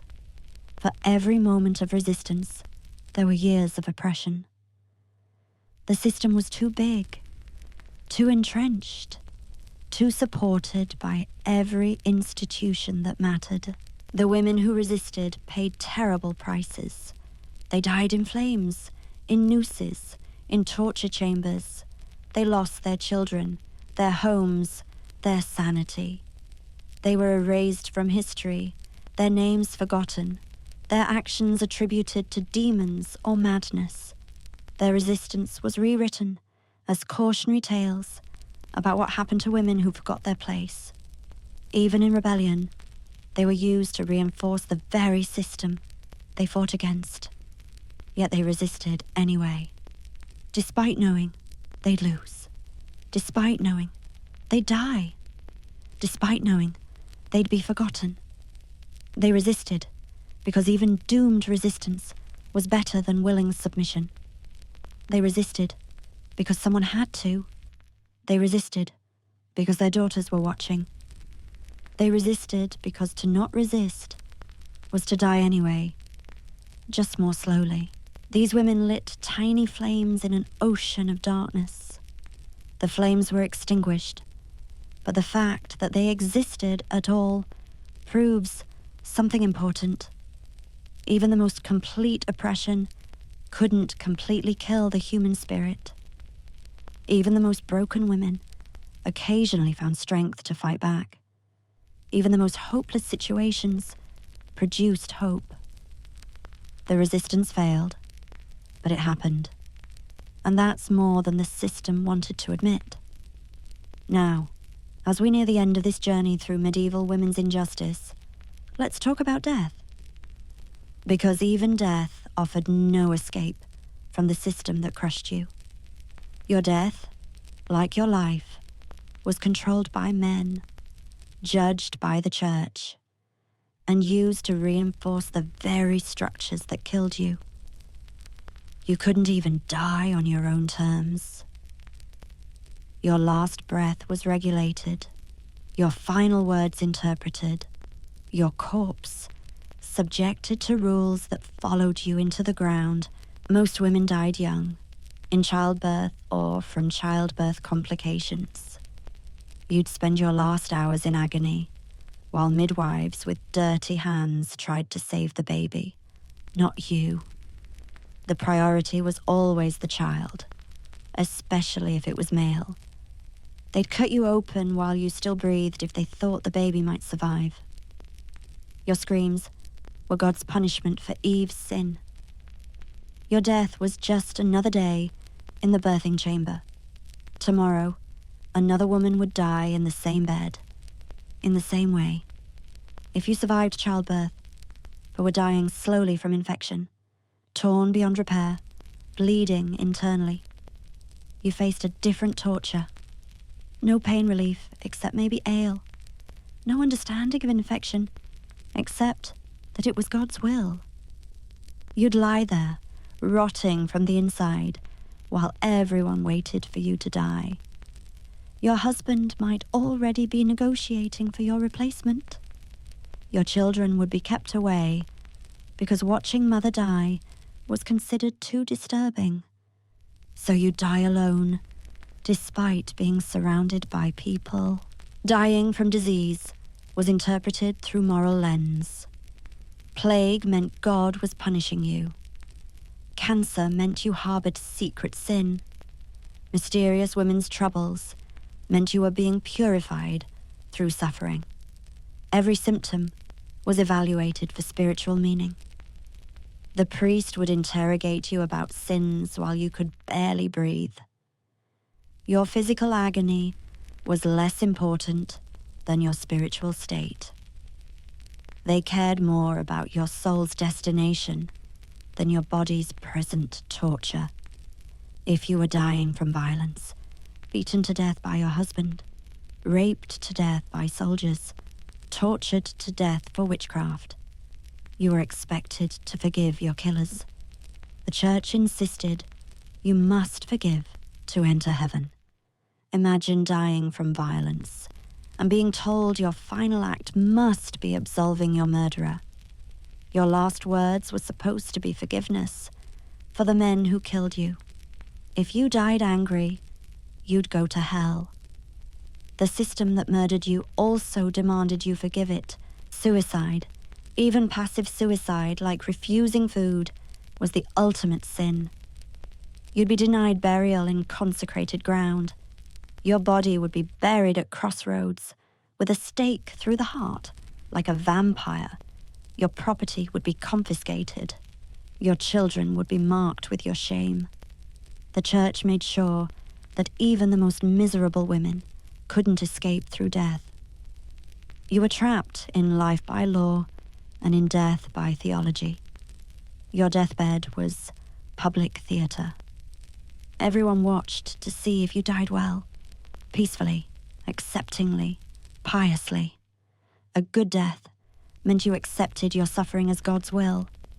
A bad death meant you were probably going to hell, struggling against death, crying out in pain, showing fear or anger, all evidence of spiritual failure. You were expected to perform acceptance, even while dying. Your last moments were just another performance of feminine submission. The rituals around your death were for others, not you. Your husband would wear mourning clothes for a prescribed period, not from grief, but from social obligation. Your children would be distributed among relatives like furniture. Your few possessions would be claimed before your body cooled. The funeral was about maintaining social order, not mourning you. Sermons would use your death to remind other women of their mortality and moral failings. Even your burial reflected your status as property. Married women were buried as wives of someone, not as themselves. Your gravestone, if you got one, your body still belonging to your husband's line, even in death. Single women and prostitutes were buried in separate, shameful sections, segregated even in death. If you died, given would identify you by your relationship to men, wife of, mother of, daughter of, your name might not even appear. You'd lie in the churchyard, organized by family plots, G-birth to a bastard. You might be denied Christian burial entirely. Your sin was considered so great that even death didn't absolve it. Your body would be thrown in a pit or left for animals. The baby, if it survived, would carry your shame forever. Your death became a cautionary tale told to young women about the consequences of sin. You became teaching material for perpetuating the system that killed you. Rich women's deaths were more elaborate, but equally controlled. Your body would be washed and prepared by other women, but according to male religious rules, you'd be dressed in your finest clothes that you never chose, displayed in ways you never agreed to, mourned with ceremonies you had no say in your death. Mask might be made to remember your beauty, not your personality. Your death mask might be made to remember your beauty, not your personality. Your tomb effigy would show you young and peaceful, not worn and angry from a lifetime of suffering. Even in death, You were prettified, idealized, turned into something palatable for male consumption. The aftermath of your death revealed your true value. If you died, leaving young children, they'd be parceled out like possessions. Sons to male relatives for training, daughters to female relatives for breaking. Your husband would remarry within months, sometimes weeks. The new wife would sleep in your bed, wear your clothes, use your cooking pots. Every trace of you would be erased, except what served others' purposes. You'd be forgotten before your body finished decomposing. Your daughters would remember you, but carefully. Speaking too fondly of dead mothers suggested disloyalty to stepmothers. Your lessons would be passed on, but not your name.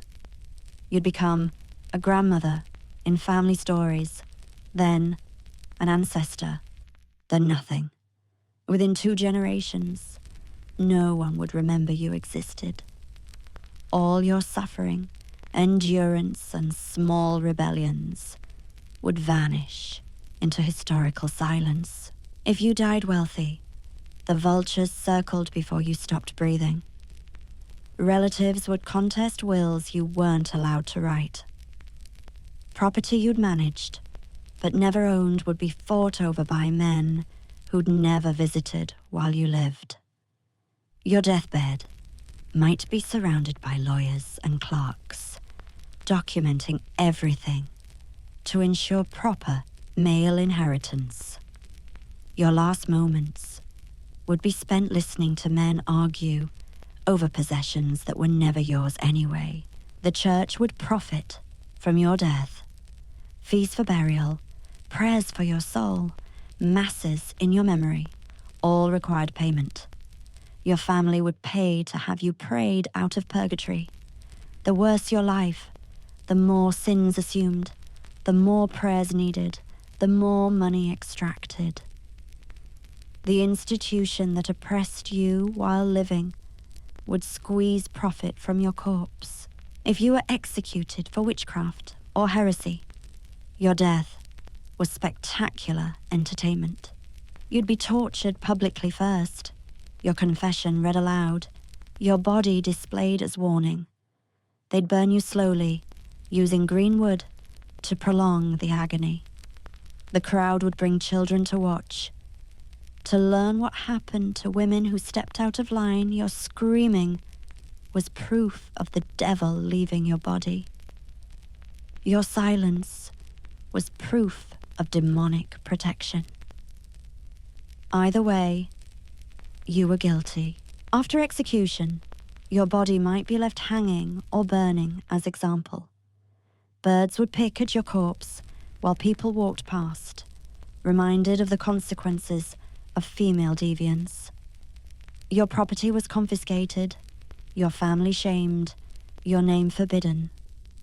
They didn't just kill you, they erased you, except as cautionary tale future women would be told about you as warning, not as person, but as consequence. Some women's bodies were dissected after death, especially if they died mysteriously. Male doctors would cut you open, looking for physical evidence of your spiritual corruption. They'd examine your womb for signs of witchcraft, your brain for evidence of hysteria. Your corpse became teaching material for medical students, all male, who'd learn about female inadequacy by studying your organs. Even dead, your body wasn't yours.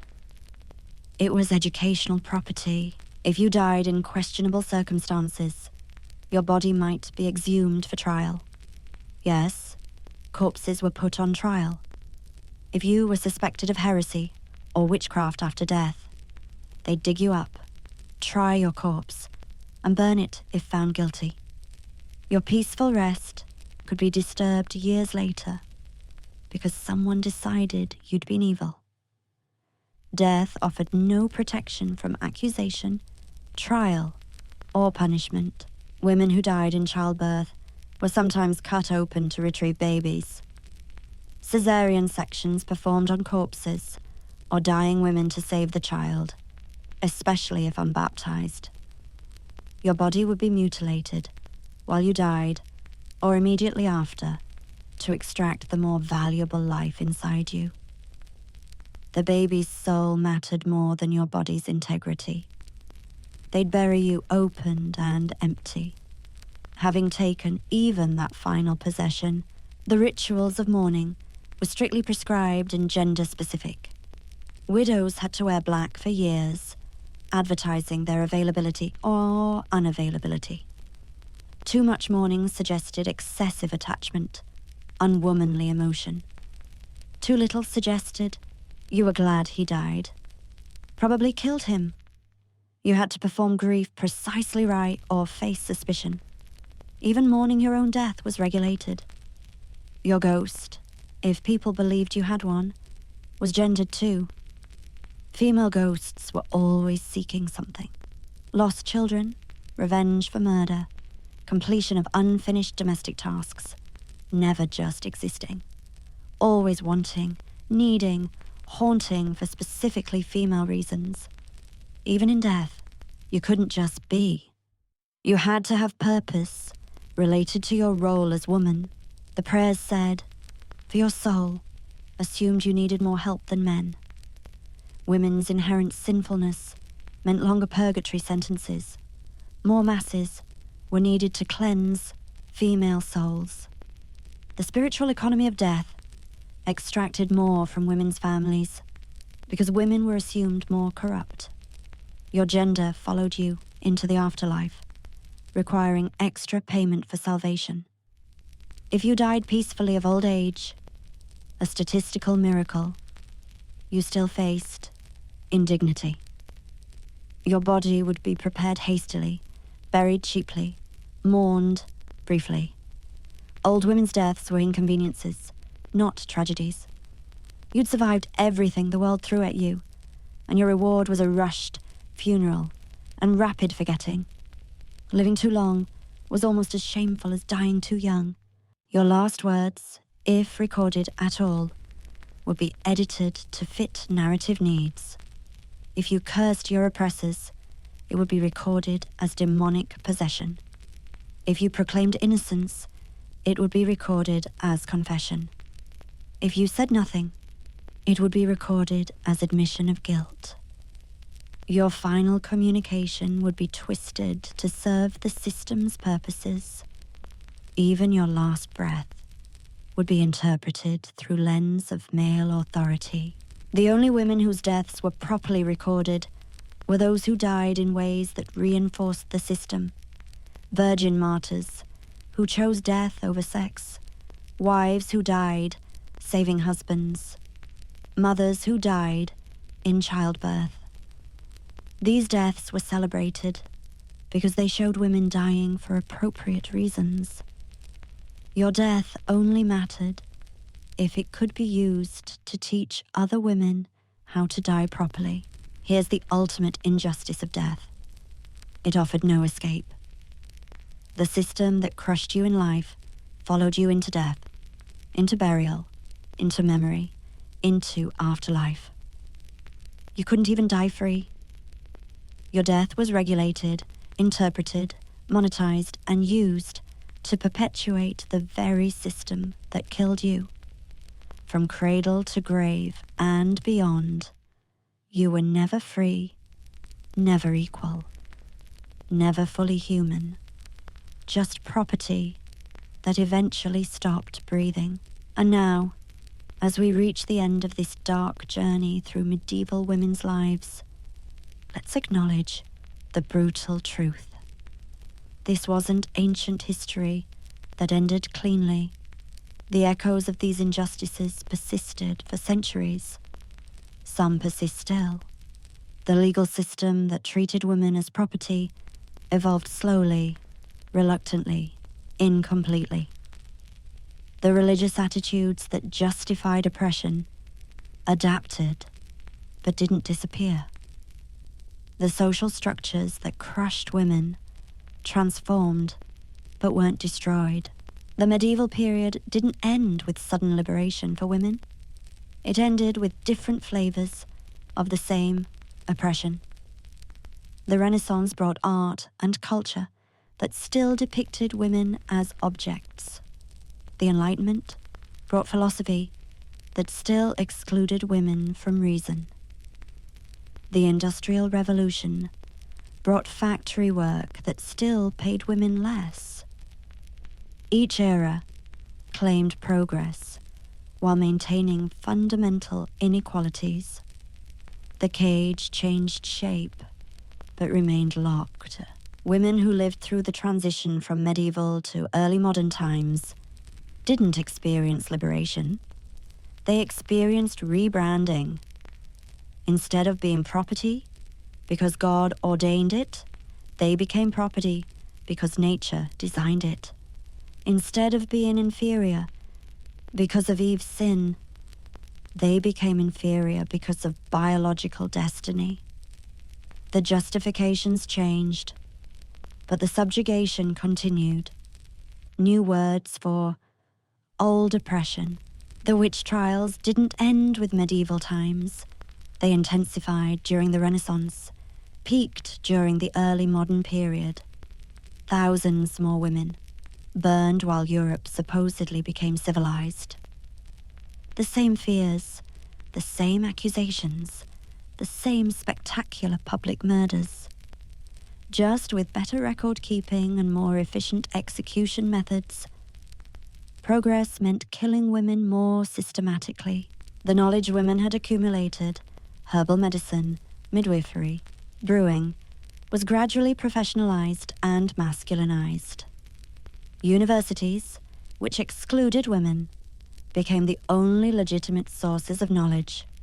Female healers became male doctors. Female brewers became male guild members. Female knowledge became male science.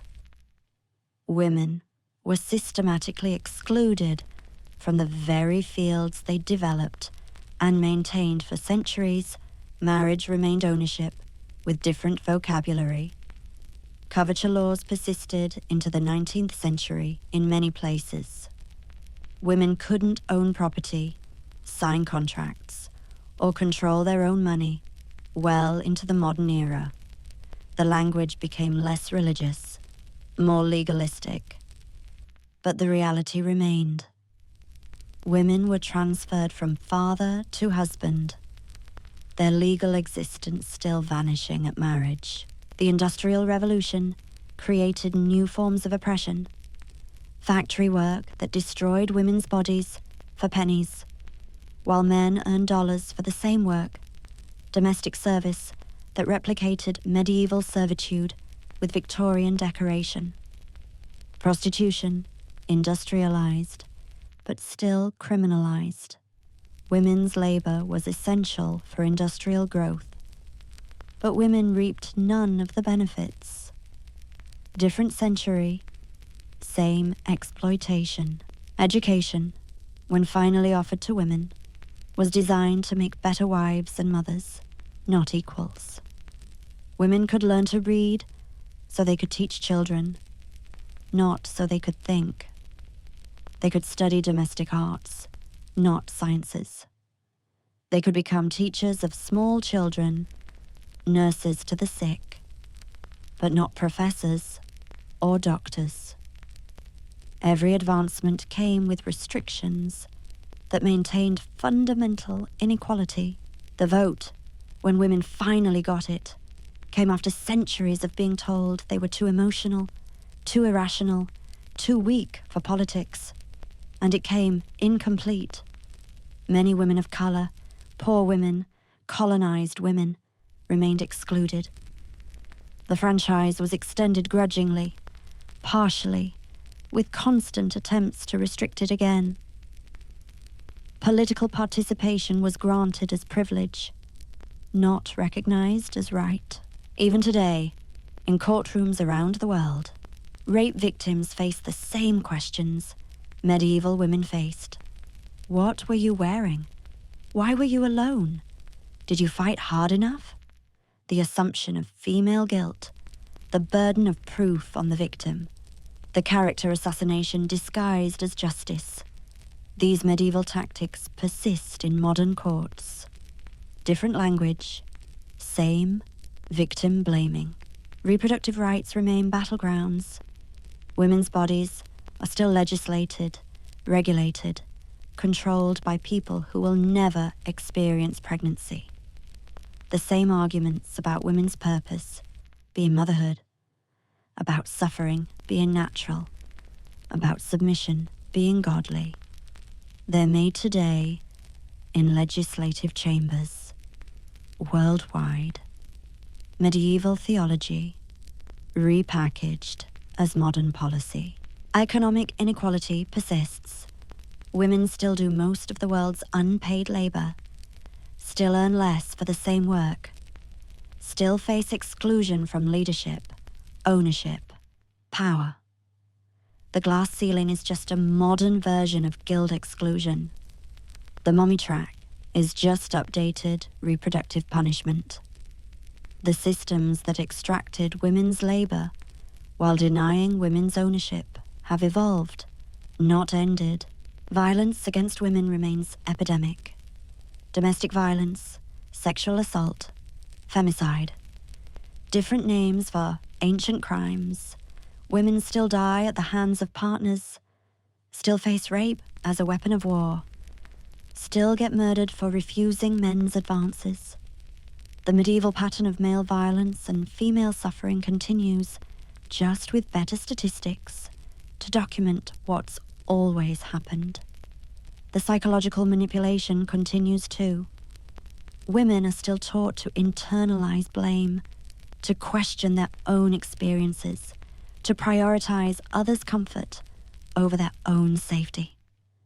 The messages are delivered through different media, but they're the same messages. Be smaller, be quieter, be less, don't make trouble, don't resist, accept, endure, submit. Modern women inherit trauma from centuries of oppression. Epigenetic research suggests trauma can be passed through generations. The medieval women who suffered and died in silence may have literally encoded their pain into their descendants' DNA. We carry their suffering in our cells, their silence in our inherited fears, their oppression in our instinctive submission. But we also inherit their resistance.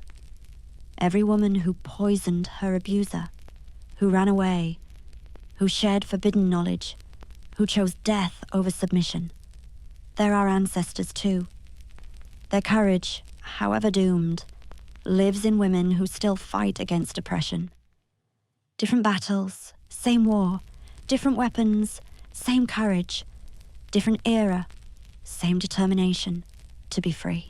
The medieval period ended, but its ghost haunts us. Every time a woman is told she's too emotional for leadership. Every time a girl is taught her value lies in her virginity. Every time a mother dies from lack of medical care. Every time a wife is killed by her husband. Every time a woman is burned as a witch, literally or figuratively.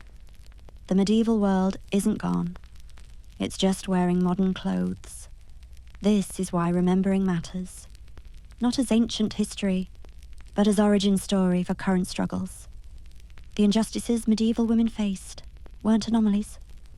They were systematic, deliberate, sustained campaigns to subordinate half of humanity. And while we've progressed, we haven't arrived. The journey from property to personhood remains incomplete. So as you drift off to sleep tonight, in your warm bed, in your home where you have legal rights, where you can own property, where you can read and write and vote, remember them, the nameless millions who suffered and died under systematic oppression, who endured injustices we can barely imagine, who paved the way with their broken bodies for the freedoms we have now.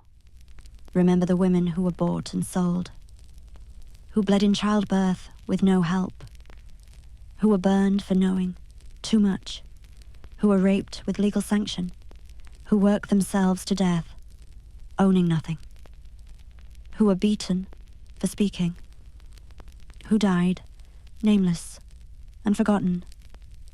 They were real. They lived. They suffered. They mattered. And remember that the fight isn't over. The medieval period might be centuries past, but its shadows stretch long. The systems that oppressed those women evolved rather than died. The battles they couldn't fight still need fighting. The justice they never saw still needs seeking. Their ghosts don't want revenge. They want us to finish what they couldn't even start. Medieval women lived without justice, but they didn't live without meaning. Every woman who survived another day in that crushing system was a victory. Every daughter who learned to read despite prohibition was revolution. Every midwife who saved another woman was resistance. Every mother who protected her children was heroic. They might not have had justice, but they had each other, sometimes, briefly, secretly. The greatest injustice wasn't just what was done to them. It was that it was forgotten, minimized, justified, erased. Their suffering was rewritten as natural order. Their oppression was reframed as protection. Their deaths were recorded only when useful, for controlling other women. They were deleted from history, except as cautionary tales or impossible ideals. But tonight, we remembered them. We spoke their silenced truths. We acknowledged their erased experiences. We honored their forgotten suffering. We said their names, even though we don't know them. Because remembering injustice is the first step toward preventing its repetition. Because honoring the dead means continuing their fight. Because justice delayed isn't justice denied if we keep demanding it. Sleep now, but don't forget. Dream, but remember, nightmares are real for many. Rest in your freedom, but know it's incomplete and fragile. Tomorrow you'll wake up in a world that's better than medieval times, but not yet equal. A world where women have rights but still fight for them, where justice exists but isn't guaranteed, where the medieval period is over, but its legacy lingers. The medieval women we've talked about tonight can't speak for themselves. History silenced them, time erased them, injustice crushed them. But through remembering their suffering, we give them voice. Through acknowledging their oppression, we honor their endurance. Through learning their history, we commit to not repeating it. They lived without justice. They died without freedom. They suffered without recognition. But they existed. They mattered. They were human beings, deserving of dignity, equality, and justice. They never received it. But we can give them something else, remembrance. And through remembrance, a promise that their suffering wasn't meaningless, that we'll keep fighting the battles they couldn't, that someday, somehow, justice will exist for women. Not because it's owed to us, but because it was owed to them, and the debt compounds through generations. Every medieval woman who suffered in silence is owed justice. We can't give it to them retroactively, but we can create it going forward. We can build the world they couldn't imagine. We can claim the freedoms they couldn't conceive. We can speak the truths they couldn't voice. This is their legacy. Not the oppression they endured, but the strength that endured it. Not the silence forced upon them, but the screams we can now voice. Not the injustice they suffered, but the justice we still seek. They couldn't fight for themselves. but we can fight for them. We can't resurrect them, but we can remember them. We can't give them justice, but we can create it in their names. So close your eyes, let sleep take you, but carry them with you into dreams. All those medieval women who lived and died without justice. They're part of your history, your ancestry, your inheritance. Their pain shaped the world you inhabit. Their suffering carved the path you walk.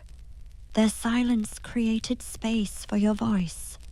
Sleep well, but wake up, remembering wake up fighting. Wake up free.